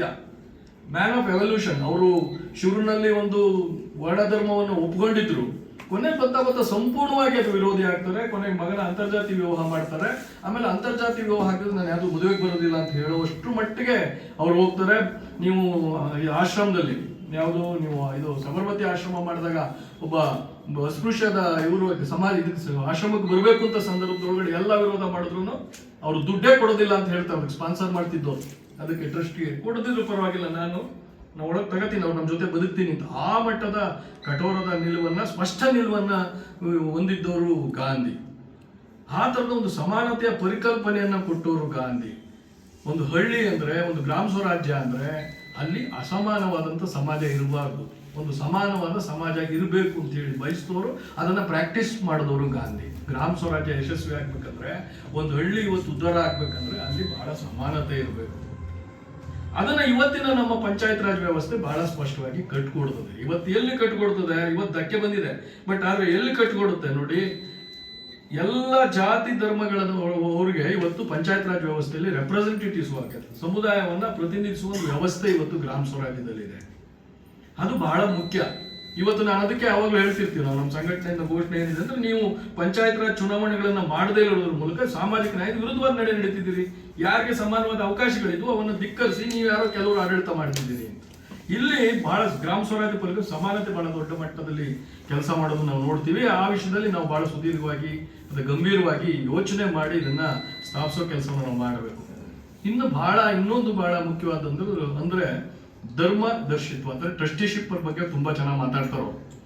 ಗಾಂಧಿಯನ್ನ ನೋಡಿ, ಗಾಂಧಿಗೆ ಅವ್ರ ಬಾಲ್ಯ ಬಿಟ್ಟು ಲಂಡನ್ಗೆ ಹೋದ ಮೇಲೆ, ಲಂಡನ್ಗೆ ಹೋಗಿ ವಾಪಸ್ ಬಂದು ಅವರು ಸೌತ್ ಆಫ್ರಿಕಾ ಹೋದ್ಮೇಲೆ ಇಡೀ ಅವರ ಕೊನೆಯ ದಿನಗಳ ತನಕ ಗಾಂಧಿಗೆ ಸ್ವಂತ ಮನೆಯಲ್ಲಿ, ಅವ್ರಿಗೊಂದು ಮನೆ ಅಂತ ಇರಲಿಲ್ಲ. ಸೌತ್ ಆಫ್ರಿಕಾಗೆ ಹೋದ್ರು, ಅಲ್ಲೊಂದು ಮನೇಲಿ ಇದ್ರು, ವಾಪಸ್ ಅಲ್ಲಿ ಆಮೇಲೆ ತಿರ್ಗಿ ಆಶ್ರಮ ಕೊಟ್ಟು ಹೋಗ್ತಾರೆ. ಅಲ್ಲಿ ಫಿನಿಕ್ಸ್ ಆಶ್ರಮ ಮಾಡ್ಕೊಂಡು ಅಲ್ಲಿಗೆ ಹೋಗ್ತಾರೆ, ಆಮೇಲೆ ಆಶ್ರಮ ಮಾಡ್ತಾರೆ, ವಾಪಸ್ ಬಂದು ತಿರ್ಗಿ ಇಲ್ಲಿ ಆಶ್ರಮ ಮಾಡ್ತಾರೆ. ಆಶ್ರಮದ ಬದುಕನ್ನ ಬದುಕಿದ್ರು ಬಿಟ್ರೆ, ಸಮುದಾಯದ ಜೊತೆ ಬದುಕಿದ್ರು ಬಿಟ್ರೆ, ನನ್ನೊಂದು ಸ್ವಂತ ಮನೆ ಅಂತ ಅವ್ರು ಮಾಡ್ಕೊಳ್ಳೇ ಇಲ್ಲ. ಬಹಳ ಗಮನಿಸಬೇಕಾಗಿರೋದು ಅದನ್ನೇ ಅವ್ರು ಟ್ರಸ್ಟಿಶಿಪ್ ಅಲ್ಲಿ ಹೇಳ್ತಾರೆ. ಯಾವುದೇ ಶ್ರೀಮಂತ ತನ್ನ ದುಡಿಮೆಯನ್ನ ಪ್ರಾಮಾಣಿಕವಾಗಿ ಮಾಡಬೇಕು, ತಾನು ದುಡಿದ ಹಣವನ್ನ ಎಷ್ಟು ತನ್ನ ಬದುಕಿಗೆ ಬೇಕು ಅಷ್ಟು ಇಟ್ಕೊಂಡು ಮಿಕ್ಕಿದ್ದು ಸಮುದಾಯದ ಆಸ್ತಿ, ನಾನು ಅದನ್ನ ಕಾಪಾಡ್ತಿರುವಂತ ಧರ್ಮದರ್ಶಿ, ಒಬ್ಬ ಟ್ರಸ್ಟಿ ಅಂತ ಮಾತ್ರ ತಿಳ್ಕೋಬೇಕು. ಅದನ್ನೇ ಬಸವಣ್ಣ ಏನು ಸೋಹಂ ಎಂದೆನಿಸದೆ ದಾಸೋಹಂ ಎಂದೆನಿಸಯ ಅಂತ ಹೇಳ್ತಾನೆ. ಎಲ್ಲವೂ ನಂದಲ್ಲ, ನಾನು ಸಮುದಾಯದ ಶ್ರಮದ ಮೇಲೆ ದುಡಿಬೇಕು, ಅದನ್ನು ವಾಪಸ್ಸು ಸಮಾಜಕ್ಕೆ ವಾಪಸ್ ಕೊಡುವಂತ ಕೆಲಸ ಮಾಡಬೇಕು. ಇದು ಒಂದು ಜನಸಾಮಾನ್ಯರ ಬದುಕಲ್ಲಿ, ಅದರಲ್ಲೂ ಸ್ಥಿತಿವಂತರ ಬದುಕಲ್ಲಿ ಬಂದ್ರೆ ಬಹಳ ಮುಖ್ಯ ಅಂತ. ಆದ್ರೆ ಗಾಂಧಿ ಮೇಲೆ ಒಂದು ಆರೋಪ ಇರುತ್ತೆ, ಇವರು ಶ್ರೀಮಂತರ ಪರ, ಶ್ರೀಮಂತರ ದುಡ್ಡಲ್ಲಿ ಇವರು ಹೋರಾಟ ಮಾಡ್ತಾರೆ, ಈ ತರದ್ದು ಬಹಳ ದೊಡ್ಡ ಆರೋಪ ಇರ್ತದೆ. ಬಟ್ ಗಾಂಧಿಗೆ ಬಹಳ ಸ್ಪಷ್ಟತೆ ಇತ್ತು, ಅವರು ಕಷ್ಟಪಟ್ಟು ದುಡೀರಿ, ನ್ಯಾಯವಾಗಿ ದುಡೀರಿ, ಆ ದುಡ್ಡನ್ನು ನೀವು ಇಟ್ಕೋಬೇಡ, ನಿನ್ಗೆ ಇಟ್ಕೊಂಡು ಮುಂದೆ ಸಮುದಾಯಕ್ಕೆ ವಾಪಸ್ ಕೊಡಿ. ನಾವು ಎಲ್ಲವನ್ನೂ ಸಮವಾಗಿ ಅದು ಕಮ್ಯುನಿಸ್ಟ್ರಿಗೂ ಅದು ದುಡ್ಡು ಬಹಳ ಚರ್ಚೆ ಇದೆ, ಅದು ಇನ್ನೊಂದು ಚರ್ಚೆ. ಇಲ್ಲಿ ಅವರು ಬಹಳ ಮುಖ್ಯವಾಗಿ ಈ ಟ್ರಸ್ಟಿಶಿಪ್ ಬಗ್ಗೆ ಮಾತಾಡ್ತಾರೆ. ಇದನ್ನೆಲ್ಲ ನಾವು ಅಳವಡಿಸ್ಕೊಳ್ಬೇಕಾಗ್ತದೆ. ಜೊತೆಗೆ ವಿಕೇಂದ್ರೀಕರಣ, ಯಾವುದನ್ನು ಕೇಂದ್ರೀಕೃತವಾದ್ರೆ ಅದು ಯಶಸ್ಸು ಕಾಣೋದಿಲ್ಲ, ಅದು ಬಹಳ ದೊಡ್ಡ ಸಂಘರ್ಷಗಳಿಗೆ, ಅನ್ಯಾಯಕ್ಕೆ ಕಾರಣ ಆಗುತ್ತೆ. ಇವತ್ತಿನ ನೀಟನ್ನ ಇಟ್ಕೊಂಡು ನಾವು ಯೋಚನೆ ಮಾಡೋದಾದ್ರೆ ಈ ಫಿಲಾಸಫಿಯನ್ನ, ಈ ವಿಕೇಂದ್ರೀಕರಣ ತತ್ವವನ್ನ, ನೀಟು ಕೇಂದ್ರೀಕೃತ ವ್ಯವಸ್ಥೆ. ಇಡೀ ದೇಶದಲ್ಲಿ ವೈದ್ಯರಾಗ ಬಯಸುವಂತ ಎಲ್ಲ ವಿದ್ಯಾರ್ಥಿಗಳು ಒಂದು ಪರೀಕ್ಷೆ ಬಂದು ಯಾರೋ ಅವರು ಮಾಡುವ ಆ ತೀರ್ಮಾನದ ಮೇಲೆ ಇಡೀ ಎಲ್ಲರೂ ಅಡ್ಮಿಷನ್ ಆಗುವಂತ ವ್ಯವಸ್ಥೆ ಆಗಿದೆ. ಅದ್ರ ಫಲಗಳು ನೋಡಿ. ಇವತ್ತು ವಿಕೇಂದ್ರೀಕೃತ ವ್ಯವಸ್ಥೆ ಆಗಿದ್ರೆ ಅಕಸ್ಮಾತ್ ಯಾವುದೋ ಒಂದು ರಾಜ್ಯದಲ್ಲಿ ಔಟ್ ಆಗ್ತಿತ್ತು ಅನ್ನೋದು ಅಲ್ಲಿಗೆ ತೊಂದರೆ ಆಗೋದು. ಇವತ್ತು ಒಂದು ಪರೀಕ್ಷೆ ಇಡೀ ದೇಶಕ್ಕೆಲ್ಲ ಒಂದು ಪರೀಕ್ಷೆ ಮಾಡಿದ ಪರಿಣಾಮವಾಗಿ ಅಲ್ಲಿ ಒಬ್ಬ ಮಾಡಿದ ತಪ್ಪಿಗೆ ಇಡೀ ದೇಶದ ಮಕ್ಕಳು ಇವತ್ತು ಅನುಭವಿಸೋ ಸ್ಥಿತಿ ಇದೆ. ಅದು ಎಷ್ಟು ದೊಡ್ಡ ಏರುಪಾರುಗಳನ್ನ, ಗೊಂದಲಗಳನ್ನು ಸೃಷ್ಟಿ ಮಾಡಿದೆ ಅಂದ್ರೆ, ನನ್ನ ಶಾಲೆಯಲ್ಲಿ ಒಬ್ಬ ಶಿಕ್ಷಕರ ಮಗಳು, ತುಂಬಾ ಚೆನ್ನಾಗಿ ಓದೋ ಹೆಣ್ಣು ಮಗಳು, ಮೊದಲನೇ ಎಲೆಕ್ಷನ್ಗೂ ಎಕ್ಸಾಮ್ಗೂ ಈ ಎಕ್ಸಾಮ್ಗೂ ಆಕೆಗೆ 70 ಮಾರ್ಕ್ಸ್ ಡಿಫರೆನ್ಸ್ ಆಗ್ಬಿಟ್ಟಿದೆ. ಅವಳು ಎಷ್ಟು ಹೋಗ್ಬಿಟ್ಟಿದ್ದಾಳೆ ಅಂದ್ರೆ, ನನಗೆ ಒಂದು ಗೌರ್ಮೆಂಟ್ ಸೀಟ್ ಸಿಗೋದು ಅಂಕಲ್, ಇವತ್ತು ಸಿಗೋದಿಲ್ಲ. 70 ನನಗೆ ವೇರಿಯೇಷನ್ಸ್ ಆಯ್ತು ಅಂತಂದ್ರೆ ಒಂದು ಸೆಂಟ್ರಲೈಸೇಷನ್. ಈ ವಿಷಯ ತುಂಬಾ ಸುದೀರ್ಘವಾಗಿ ಗಾಂಧಿಯ ಪಂಚಾಯತ್ ರಾಜ್ ರೀತಿಯ ತತ್ವ ವಿಷಯಗಳನ್ನ ಚರ್ಚೆ ಮಾಡೋ ಸಂದರ್ಭದಲ್ಲಿ ನೀವು ಕಾನ್ಸ್ಟಿಟ್ಯೂಂಟ್ ಅಸೆಂಬ್ಲಿಲಿ ಚರ್ಚೆ ಆಗಿದೆ ಕೇಂದ್ರೀಕರಣದಿಂದ ಏನಾಗ್ತದೆ ಅಂತ. 1949ರಲ್ಲಿ ಏನು ನವೆಂಬರ್ ಅಲ್ಲಿ ಚರ್ಚೆ ಆಗುತ್ತೆ, 48 ನವೆಂಬರ್ 4ರಿಂದ ಅಲ್ಲಿ ಇದು ನೋಡ್ಬೇಕು. ಅದನ್ನು ತುಂಬಾ ಜನ ಗಾಂಧಿ ಅನುಯಾಯಿಗಳು ಸೆಂಟ್ರಲೈಸೇಷನ್ ಪರಿಣಾಮಗಳೇನು ಅಂತ ಹೇಳಿದ್ರೆ ಅದನ್ನೆಲ್ಲ ನಾವು ಇವತ್ತು ಸೆಂಟ್ರಲೈಸ್ ಮಾಡಿದಂತ ಎಲ್ಲ ಸಂದರ್ಭದಲ್ಲಿ ಅನುಭವಿಸ್ತಾ ಇದ್ದೀವಿ. ಇವತ್ತು ನಲ್ಲಿ ತುಂಬಾ ಜನ ನನ್ನ ಗ್ರಾಮ ಪಂಚಾಯಿತಿಯ ಗೆಳೆಯರು ಬಂದಿದ್ದೀರಿ, ನಮ್ಗೆಲ್ಲರಿಗೂ ಅನುಭವ ಆಗ್ತಿದೆ. ಇವತ್ತು ಪಂಚಾಯತಿಗಳಿಲ್ಲ. ಇವತ್ತು ನಮ್ಮೂರೇನು ಅನುಭವಿಸ್ತಾ ಇದೆ, ಸೆಂಟ್ರಲೈಸ್ಡ್ ಆಗಿದೆ ಪವರ್. ಬೆಂಗಳೂರಲ್ಲಿ ಕೂತ್ಕೊಂಡು ನಮ್ಮೂರಿನ ವಾಟರ್ ಸಪ್ಲೈ ಪ್ರಾಬ್ಲಮ್ ಸಾಲ್ವ್ ಮಾಡಬೇಕಾಗಿದೆ.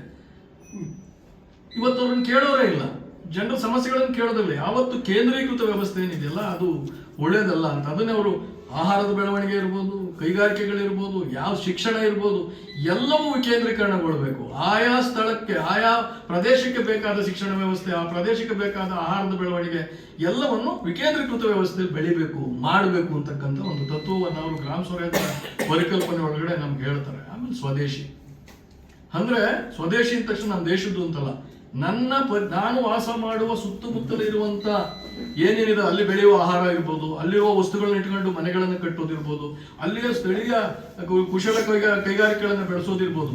ಅಂದ್ರೆ ನೇಟಿವ್ ಆದಂತ ನನ್ನ ಸುತ್ತಮುತ್ತ ಇರುವಂತ ಪ್ರದೇಶದಲ್ಲಿರುವಂತ ಎಲ್ಲ ವ್ಯವಸ್ಥೆಗಳ ಜೊತೆ ಅದನ್ನ ಬೆಳೆಸ್ಕೊಂಡು ಉಳಿಸ್ಕೊಂಡು ಬೆಳೆಸ್ಬೇಕು. ಈ ವಿಷಯದಲ್ಲಿ ಬಹಳ ಪ್ರಮುಖವಾಗಿ ಒಂದು ವಿಷಯನ ಚರ್ಚೆ ಮಾಡಬೇಕಂತ. ಇಲ್ಲಿ ಗಾಂಧಿ ಕೈಗಾರಿಕೆಗಳ ವಿರೋಧಿ ಇದ್ರು. ಅವರು ಕೈಗಾರಿಕೆಗಳ ವಿರೋಧಿ ಇರಲಿಲ್ಲ. ಯಾವುದು ಸಂಪೂರ್ಣವಾಗಿ ಮನುಷ್ಯನ ಅಸ್ತಿತ್ವವನ್ನೇ ಕಿತ್ತುಕೊಳ್ಳುತ್ತೆ ಅದು ವಿರುದ್ಧ ಇದ್ರು. ಮನುಷ್ಯನ ಶ್ರಮವನ್ನ ಕಡಿಮೆ ಮಾಡುತ್ತೆ ಅದ್ರ ಪರ ಇದ್ರು. ಆಮೇಲೆ ಅವರು ಬಹಳ ಸ್ಪಷ್ಟವಾಗಿ ಸ್ವದೇಶಿ ಚಳವಳಿ ಮಾಡಿದಂತ ಸಂದರ್ಭದಲ್ಲಿ ಈ ಪುಸ್ತಕದಲ್ಲಿ ಬಹಳ ಇಂಪಾರ್ಟೆಂಟ್ ಘಟನೆ, ನಾನು ಅದನ್ನ ಮೊನ್ನೆ 3ನೇ ಓದ್ನಲ್ಲಿ ಗಮನಿಸಿದೆ. ನಮ್ಮೆಲ್ಲರಿಗೂ ಏನಿದೆ, ಗಾಂಧಿ ಸಂಪೂರ್ಣವಾಗಿ ಖಾದಿ ಪರ ಇದ್ರು, ಅವರು ವಿದೇಶಿ ಬಟ್ಟೆಗಳ ಪರ ಇರಲೇ ಇಲ್ಲ, ವಿರೋಧಿ ಇದ್ರು ಅನ್ನೋದು ನಮ್ಗೆಲ್ಲ, ನಾವೆಲ್ಲ ಇಲ್ಲಿ ತನಕ ಓದ್ಕೊಂಡಿದ್ದು. ಬಟ್ ಈ ಪುಸ್ತಕದಲ್ಲಿ ಅವರು 2ನೇ ನುಂಡು ಮೇಲಿನ ಸಭೆಗೋಸ್ಕರ ಅವರು ಲಂಡನ್ಗೆ ಹೋದಂತ ಸಂದರ್ಭದೊಳಗಡೆ ಅವರು ಲ್ಯಾಂಕಾಶೈರ್ ಏನದು ಇದಿತ್ತಲ್ಲ, ಮ್ಯಾಂಚೆಸ್ಟರ್ ಇದು, ಅಲ್ಲಿಗೆ ಹೋಗ್ತಾರೋ. ಅಲ್ಲಿ ಇವರು ಸ್ವದೇಶಿ ಚಳವಳಿಯನ್ನು ಮಾಡಿ ವಿದೇಶಿ ಬಟ್ಟೆಗಳನ್ನ ಸುಟ್ಟ ಕಾರಣಕ್ಕೆ ಅಲ್ಲಿಯ ಕೈಗಾರಿಕೆ ಗಿರಣಿಯಲ್ಲಿ ಕೆಲಸ ಮಾಡುವಂತ ಹತ್ತಿ ಗಿರಣಿಗಳಲ್ಲಿ, ಬಟ್ಟೆ ಗಿರಣಿಗಳಲ್ಲಿ ಕೆಲಸ ಮಾಡೋ ಎಲ್ಲ ಕಾರ್ಮಿಕರು ಕೆಲಸ ಕಳ್ಕೊಂಡ್ಬಿಟ್ಟಿರ್ತಾರೆ. ಹಾಗಾಗಿ ತುಂಬಾ ಜನ ಇವರು ಅಲ್ಲಿ ಹೋಗ್ಬೇಕು ಅಂತಾರೆ. ಗಾಂಧಿಲಿ ಅದೊಂದು ಗುಣನ ನಾವು ಬಹಳ ನೋಡ್ಬೇಕು. ಗಾಂಧಿ ಶತ್ರುಗಳನ್ನು ಪ್ರೀತಿದ್ದಷ್ಟು ಮಿತ್ರರನ್ನು ಪ್ರೀತಿಸಿಲ್ಲ. ಅವ್ರು ಯಾರನ್ನ ವಿರೋಧ ಮಾಡಿದ್ರು ಅವ್ರು ಹೋಗಿ ಭೇಟಿ ಆಗೋದು. ಅದು ನೋಡ್ತಾ ನಾನು ಡಿ ಆರ್ ಪಾಟೀಲ್ ಸಾಹೇಬ್ರ ಜ್ಞಾಪಿಸ್ಕೊಂಡೆ. ಹಂಗೆ ಬದುಕ ಅವ್ರಿಗೆ ಇದು ನೋಡ್ತಾ ಹೋಗ್ತಾ ತುಂಬಾ ನಮ್ಮ ಡಿ ಆರ್ ಪಾಟೀಲ್ ಸಾಹೇಬ್ರು ಅವ್ರು ಇದ್ದಾರೆ ಅಂತಲ್ಲ, ಅವರು ಆ ಥರದ್ದೊಂದು ಅಳವಡಿಸ್ಕೊಳಕ್ ಸಾಧ್ಯ ಆಗಿದೆ. ನಾವು ಆ ನಿಟ್ಟಿನಲ್ಲಿ ಹೋಗ್ಬೇಕು ಅಂತ ಅನ್ಸುತ್ತೆ. ನೋಡಿ, ಅವರು ಹೇಳ್ತಾರೆ, ನೀವು ನಿಮ್ ಬಗ್ಗೆ ಬಹಳ ವಿರೋಧ ಇದೆ, ನಿಮ್ಮಿಂದ ಅವ್ರು ಉದ್ಯೋಗಗಳ ಕಂಡವ್ರೆ, ಊಟ ಇಲ್ಲ, ನೀವು ಅಲ್ಲಿ ಹೋಗಬೇಡಿ ಅಂತಾರೆ. ಗಾಂಧಿ ಇಲ್ಲ, ನಾನು ಹೋಗಿ ಅವ್ರನ್ನ ಭೇಟಿ ಆಗ್ಬೇಕು ಅಂತಾರೆ. ಹೋಗಿ ಕಾರ್ಮಿಕರನ್ನ ಭೇಟಿ ಆಗ್ತಾರೆ. ಎಷ್ಟು ಸಂಭ್ರಮದಿಂದ ಗಾಂಧಿನ ಸ್ವಾಗತಿಸ್ತಾರೆ ಅಂದ್ರೆ, ಇವರು ಇದರಲ್ಲಿ ಬರೆಯೋದು, ನಾಗಭೂಷಣ್ ಸರ್ ಬರೆಯೋದ್ರ ಪ್ರಕಾರ ಸಂಭ್ರಮಿಸಿ ಎಕ್ಸ್ಪ್ಲೈನ್ ಮಾಡ್ತಾರೆ ಯಾಕೆ ನಾನು ವಿದೇಶಿ ವಸ್ತ್ರಗಳನ್ನ ಧಿಕ್ಕರಿಸಿ ನಾವು ಅದೊಂದು ಚಳುವಳಿ ಮಾಡ್ತಿದ್ದೀವಿ ಅಂತ. ಆಮೇಲೆ ಅವ್ರಿಗೊಂದು ಮಾತು ಕೊಟ್ಟು ಬರ್ತಾರೆ, ನಮ್ಗೆ ಸ್ವಾತಂತ್ರ್ಯ ಬಂದ್ರೆ ನಾನು ಸ್ವತಂತ್ರ ಭಾರತದಲ್ಲಿ ನಿಮ್ಮ ಬಟ್ಟೆಗಳನ್ನ ಈ ದೇಶಕ್ಕೆ ನಾನು ತರಿಸ್ಕೊಳ್ಳೋ ವ್ಯವಸ್ಥೆನ ಮಾಡ್ತೀನಿ ಅಂತ.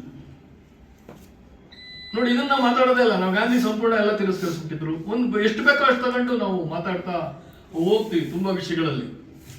ಆಮೇಲೆ ಅವರು ಮುಂದೆ ಸ್ವಾವಲಂಬನೆ ಬಗ್ಗೆ ಮಾತಾಡ್ತಾರೆ.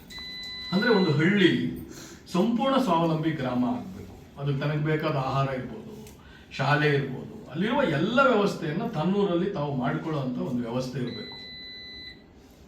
ಇದು ಇವತ್ತಿನ ಗ್ರಾಮ ಸ್ವರಾಜ್ಯದ ಪರಿಕಲ್ಪನೆ. ಇವತ್ತು ನಮ್ಮ ಪಂಚಾಯತ್ ರಾಜ್ ವ್ಯವಸ್ಥೆನೂ ಇದೇ ತಳಹದಿ ಮೇಲೆ ಇದೆ. ಆ ಊರಿನ ಆಡಳಿತವನ್ನು ಅವ್ರು ಮಾಡಿಕೊಳ್ಬೇಕು, ಅಲ್ಲಿ ಶಾಲೆಯನ್ನು ಅವ್ರು ನಿರ್ವಹಣೆ ಮಾಡಬೇಕು, ಅಲ್ಲಿ ಮಕ್ಕಳ ವಿಷಯ ಅವ್ರು ನೋಡಬೇಕು, ರೈತರದವ್ರ ಕಷ್ಟ ಸುಖ ನೋಡಬೇಕು, ಎಲ್ಲವನ್ನೂ ನೋಡಬೇಕು ಅಂತ ಹೇಳಿ ಇದು ಇವತ್ತು ಅನುಷ್ಠಾನ ಬರೋದ್ರಲ್ಲಿ ತೊಡಕುಗಳಿದ್ದಾವೆ. ಈ ಅನುಷ್ಠಾನ ತರುವಂತ ಕೆಲಸವನ್ನು ನಾವು ಇವತ್ತಿನ ಈ ಮಾತುಕತೆಯನ್ನೊಳಗಡೆ ಮುಂದುವರಿಸಬೇಕು. ನಡೀತಾ ಇದೆ ಹಿರಿಯರ ನೇತೃತ್ವದಲ್ಲಿ, ಅದನ್ನು ಇನ್ನೊಂದಿಷ್ಟು ಮುಂದುವರಿಸುವ ಒಂದು ತೀರ್ಮಾನಕ್ಕೆ ನಾವು ಬರಬೇಕು ಅಂತ ಅನ್ನಿಸ್ತೇನೆ. ಆಮೇಲೆ ಬಹಳ ದೊಡ್ಡದು ಇನ್ನೊಂದು ಕೋಆಪರೇಷನ್, ಸಹಕಾರ. ಅವರು ಊರಿನಲ್ಲಿ ಒಬ್ಬನ ಜಮೀನು ಇರಬಾರ್ದು ಅಂತ ಒಂದು ಕೋಆಪರೇಟಿವ್ ಫಾರ್ಮಿಂಗ್, ಊರಿನ ಜಮೀನೆಲ್ಲ ಒಂದ್ ಕಡೆ, ಊರಿನವರೆಲ್ಲ ಒಂದ್ ಕಡೆ ಇಟ್ಕೊಂಡು ಊರಿನವರೆಲ್ಲ ಸೇರಿ ಅದನ್ನು ದುಡಿದು ಅದರಲ್ಲಿ ಬೆಳೆದು ಬದುಕುವಂತ ಒಂದು ವಾತಾವರಣ ಸೃಷ್ಟಿ ಆಗ್ಬೇಕು ಅಂತ ಕೋಆಪರೇಷನ್ ಇರಬೇಕು. ಎಲ್ಲವೂ ಸಹಕಾರಿ ತತ್ವದಲ್ಲಿ, ಬರೀ ಒಂದು ಸಮಿತಿ ಮಾಡೋದು ಅಂತಲ್ಲ, ಪರಸ್ಪರ ಒಬ್ರೊಬ್ರು ಜೊತೆಲಿ ಬದುಕೋದು ಸಹಕಾರನೇ ಅಲ್ಲ. ಇವತ್ತು ನಮ್ಗೆ ಎಷ್ಟು ನನ್ನ ಭಾಗದಲ್ಲಂತೂ ನನಗೆ ತುಂಬಾ ಕಾಡುವಂತ ವಿಷಯ ಅಂತಂದ್ರೆ ಹಳ್ಳಿಗಳು ತುಂಬಾ ಹೊಡೆದೋಗ್ತಿದ್ದಾವೆ. ಹಳ್ಳಿ ಪರಿಕಲ್ಪನೆ ಇಲ್ಲ. ನನ್ನೂರಿಗೆ ಬಂದ್ರೆ ನನ್ನ ಸ್ವಂತ ಊರಿಗೆ, ನಾನು 20 ವರ್ಷದ ಕೆಳಗಡೆ ನನ್ನೂರು ಒಂದು ಚೌಕದಲ್ಲಿ ಇತ್ತು, ಒಂದು ಗ್ರಾಮ ಠಾಣ ಅಂತ ಒಂದು ವ್ಯವಸ್ಥೆ ಒಳಗಡೆ ಇತ್ತು. ಎಲ್ಲರೂ ಅಲ್ಲೇ ಇದ್ವಿ, ನಾವು ಚಿಕ್ಕ ಮನೆ ಆಗ್ಲಿ ಎಲ್ಲರೂ ಅಲ್ಲೇ ಇದ್ವಿ. ಇವತ್ತು ನನ್ನ ಹಳ್ಳಿ ಒಂದು 6.5 ಕಿಲೋಮೀಟರ್ 7.5 ಕಿಲೋಮೀಟರ್ ವ್ಯಾಪ್ತಿಲಿದೆ. ಬರೀ JJM ಅಲ್ಲೇ ನಾವು 7.5 ಕಿಲೋಮೀಟರ್ ಪೈಪ್ಲೈನ್ ಮಾಡಿದ್ವಿ. ಅಂದ್ರೆ ಅದೇ 81 ಮನೆ, ಅಷ್ಟು ಕಿಲೋಮೀಟರ್. ಅಂದ್ರೆ ಎಲ್ಲ ತೋಟ.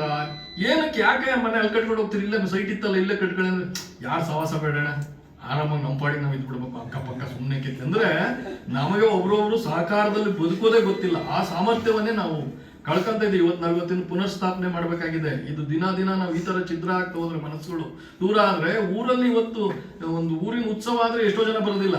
ಅಷ್ಟು ದೂರ ಮನೆಯವರೆಲ್ಲ ಬರೋಕ್ಕಾಗಲ್ಲ, ನಾನು ಒಬ್ಬನೇ ಬಂದೆ ಅಂತೇನೆ. ಊರಲ್ಲಿ ಇದ್ದಾಗ ಇಡೀ ಊರಲ್ಲಿ ಇರ್ತಿತ್ತು.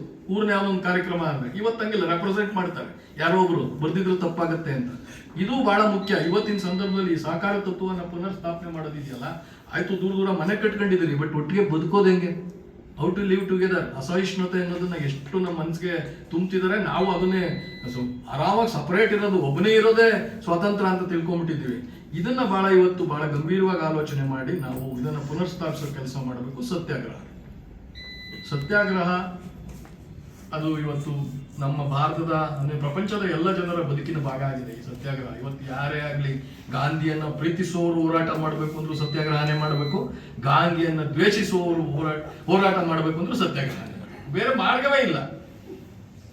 ಇದು ಬಹಳ ಮುಖ್ಯವಾಗಿ ಗಾಂಧಿ ನಮ್ಗೆಲ್ಲ ಕಲಿಸಿ ಹೋದಂಥದ್ದು. ಅವ್ರು ಎಷ್ಟು ಚೆನ್ನಾಗಿ ಹೇಳ್ತಾರೆ, ಈ ಹಿಂಸೆ ಇದೆಯಲ್ಲ, ಹಿಂಸೆ ಹಿಂಸೆಯನ್ನು ಮಾಡ್ತದೆ. ಅದನ್ನ ಎದುರಿಸ್ಬೇಕಂದ್ರೆ ಬಹಳ ದೊಡ್ಡ ಶಕ್ತಿ ಇದು. ಇದನ್ನ ನಾನು ಪ್ರಯೋಗ ಮಾಡ್ತಿದ್ದೀನಿ, ಇದ್ರಲ್ಲಿ ಯಶಸ್ವಿ ಆಗ್ತೀನಿ ಅಂತ. ಪ್ರಾರಂಭದಲ್ಲಿ ಇದನ್ನ ಮಾಡಕ್ ಹೊರಟಾಗ ತುಂಬಾ ಚರ್ಚೆಗಳಾಗ್ತವೆ, ಪುಸ್ತಕದಲ್ಲ ಇದೆ. ನೀವು ಸಾಧ್ಯನಾ ಇದನ್ನ? ಒಂತ ಬ್ರಿಟಿಷ್ ಸಾಮ್ರಾಜ್ಯವನ್ನ ನಾವು ಸುಮ್ಮನೆ ಕೂತ್ಕೊಂಡು ಉಪವಾಸ ಕೂತ್ಕೊಂಡೆಲ್ಲ ಎದುರಿಸಕ್ಕಾಗತ್ತಂತ. ಬಟ್ ಉಪವಾಸ ಎಷ್ಟು ದೊಡ್ಡ ಅಸ್ತ್ರ. ಈ ಪುಸ್ತಕದಲ್ಲಿ ಉಪವಾಸ ಮಾಡಿದಾಗ ಆಳುವ ಪ್ರಭುತ್ವ ಎದುರಿರೋದು ನೋಡ್ಬಿಟ್ರೆ ನೀವು, ಅವರ ಉಪವಾಸ ಕೂರ್ತಾರೆ ಅಂದ್ರೆ ಎದುರಿದಾರ. ಗಾಂಧಿನ ಹಿಡ್ಕೊಂಡ್ಬರ್ಬಿಡ್ರಿ, ಈಗ ಗಾಂಧಿ ಒಬ್ಬನ್ ಬಿಟ್ಟು ಬೆಕ್ಕಿನೆಲ್ಲ ಅರೆಸ್ಟ್ ಮಾಡಿ ಇರ್ತಾರ. ಹಲವು ಸಂದರ್ಭಗಳಲ್ಲಿ ಗಾಂಧಿನ ಅರೆಸ್ಟ್ ಮಾಡ್ತಾರೆ ಅಂತ ಗಾಂಧಿನ ಕಾಯ್ತಿರ್ತಾರೆ. ಅವರೆಲ್ಲ ಹೇಳ್ಬಿಟ್ಟಿರ್ತಾರೆ ಅರೆಸ್ಟ್ ಮಾಡ್ತಾರೆ ನನ್ನ, ನೀವೆಲ್ಲರೂ ಆಶ್ರಮದಲ್ಲೆಲ್ಲ ಹೇಳಿರ್ತಾರೆ ವಾಪಸ್ ಬರುದು. ಗಾಂಧಿನ ಅರೆಸ್ಟೇ ಮಾಡಲ್ಲ. ಯಾಕಂದ್ರೆ ಗಾಂಧಿ ಉಪವಾಸ ಕೂತ್ರೆ ಕಷ್ಟ. ಅಷ್ಟು ಆ ಶಕ್ತಿ ಎಷ್ಟಿತ್ತು ಗಾಂಧಿಗೆ ಅಂತ. ಆ ಉಪವಾಸ ಅನ್ನೋ ಒಂದು ಅಸ್ತ್ರನ ಅವ್ರು ಕಂಡಿಡಿದ್ರಲ್ಲ, ಅದು ಎಷ್ಟು ಸತ್ಯಾಗ್ರಹನ ಮಾಡಕ್ ಶುರು ಮಾಡಿದ್ರಲ್ಲ ನೋಡಿ. ಇವತ್ತು ಜಗತ್ತಿನಾದ್ಯಂತ ಎಲ್ಲರೂ ಸತ್ಯಾಗ್ರಹ ಮಾಡ್ತಾರೆ, ಅದೆಲ್ಲ ಗಾಂಧಿ ಕಲಿಸಿದ್ದೆ. ಆಮೇಲೆ ಸಮಧರ್ಮ ಸಮಭಾವ, ಇದು ಇವತ್ತು ಬಹಳ ಗಂಭೀರವಾಗಿ ಚರ್ಚೆ ಮಾಡಬೇಕಾಗಿರೋದು. ಇದರಲ್ಲಿ ನಾಗಭೂಷಣ್ ಸರ್ ಒಂದು ಗಾಂಧಿಯ ಹೇಳಿಕೆಯನ್ನ ದಾಖಲು ಮಾಡಿದ್ದಾರೆ, ಅದನ್ನು ಆಸ್ ಇಟ್ ಈಸ್ ಓದ್ತೀನಿ. ಇದು ನಮಗೆ ಬಹಳ ಮುಖ್ಯವಾಗಿ ಇವತ್ತು ಬಹಳ ಮುಖ್ಯ ಅಂತ. ಅವರು ಈ ಧರ್ಮದ ವಿಷಯ ಕುರಿತು, ರಾಮನ ವಿಷಯ ಕುರಿತು ಒಂದು ಮಾತಾಡಿದ್ದಾರೆ. ಅವ್ರ ಮಾತುಗಳನ್ನೇ ರೀಟ್ರೇಟ್ ಮಾಡಿ ಅದರ ಪುಸ್ತಕದಲ್ಲಿ ದಾಖಲು ಮಾಡಿದ್ದಾರೆ. ನನ್ನ ರಾಮ ಅಯೋಧ್ಯೆಯ ರಾಜ ದಶರಥನ ಪುತ್ರ ರಾಮನಲ್ಲ, ಅವನು ಚರಿತ್ರೆಯ ರಾಮನಲ್ಲ, ಅವನು ಸ್ವಯಂಭೂ, ಅಜಾತ ಮತ್ತು ಕಾಲಾತೀತ, ಶಾಶ್ವತ ರಾಮ. ಅವನನ್ನು ನಾನು ಮಾತ್ರ ಸ್ಮರಿಸುವುದು, ಅವನಿಂದ ನಾನು ಮಾತ್ರ ಕೃಪೆ ಬೇಡುವುದಲ್ಲ, ಮುಸಲ್ಮಾನರಿಂದ ಅಲ್ಲ ಎಂದು ಕರೆಯಲ್ಪಡುವವನು ಅವನೇ. ಹಾಗಾಗಿ ಯಾವ ಮತದವರಾದರೂ ಅವನ ಧ್ಯಾನ ಮಾಡಬಹುದು, ಅವನ ಕೃಪೆಗಾಗಿ ಬೇಡಬಹುದು ಅಂತ. ಬಟ್ ನಾವಿವತ್ತು ರಾಮನ ವ್ಯಾಖ್ಯಾನ ಹೆಂಗ್ ಮಾಡ್ತಿದ್ದೀವಿ? ಇಲ್ಲೇ ಮೇಡಮ್ ಹೇಳಿದ್ದು ಧರ್ಮ ಮತ್ತು ಮತದ ವಿಷಯವನ್ನ ಗಂಭೀರವಾಗಿ ನಾವು ಅರ್ಥ ಮಾಡ್ಕೋಬೇಕು. ಯಾರಿಗೂ ರಾಮನ್ ಪೂಜೆ ಮಾಡಬೇಡ ಅಂತ ಯಾರಿಗೂ ಇಲ್ಲ. ಧರ್ಮದ ಬಗ್ಗೆ, ಸ್ವಯಂ ಧರ್ಮದ ಮೇಲೆ ಪ್ರೀತಿ ಇರಬೇಕು ಅನ್ನೋದಲ್ಲ. ಗಾಂಧಿ ಅಷ್ಟು ಧಾರ್ಮಿಕವಾದಿ ಇನ್ನೊಬ್ಬ ಇರಲಿಲ್ಲ. ಗಾಂಧಿಗೆ ಆ ಧರ್ಮದ ಬಗ್ಗೆ ಬಹಳ ದೊಡ್ಡ ನಂಬಿಕೆ, ಆಸಕ್ತಿ, ಪ್ರೀತಿ, ಆಚರಣೆ ಎಲ್ಲವನ್ನೂ ಮಾಡ್ತಿದ್ದ ಗಾಂಧಿ. ಬಟ್ ಅವನಿಗೆ ಕ್ಲಾರಿಟಿ ಇತ್ತು ಆ ಧರ್ಮದ ಬಗ್ಗೆ. ಹಿಂದೂ ಧರ್ಮದ ಬಗ್ಗೆ ಅವನು ಮಾಡ್ತಿರ್ಲಿಲ್ಲ. ಆಮೇಲೆ ಇಡೀ ಗಾಂಧಿ ಈ ಪುಸ್ತಕ ನಾನು ತುಂಬಾ ಕುತೂಹಲವಾಗಿ ಓದಿದೆ. ಗಾಂಧಿ ಕೇರಳದಲ್ಲಿ ಹರಿಜನರನ್ನ ದೇವಾಲಯಕ್ಕೆ ಬಿಡಕ್ಕೆ ಒಂದ್ಸತಿ ಹೋಗಿರೋದು ಬಿಟ್ರೆ ದೇವಾಲಯಗಳಿಗೆ ವಿಸಿಟೇ ಮಾಡಿಲ್ಲ, ಹೋಗೇ ಇಲ್ಲ.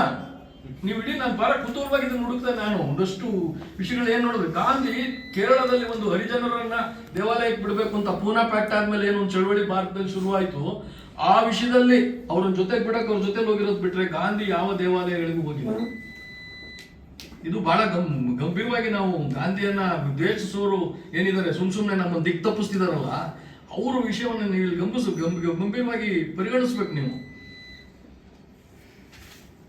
ಆಮೇಲೆ ನಮ್ಮದು 11ನೇದು ಪಂಚಾಯತ್ ರಾಜ್ ವ್ಯವಸ್ಥೆ.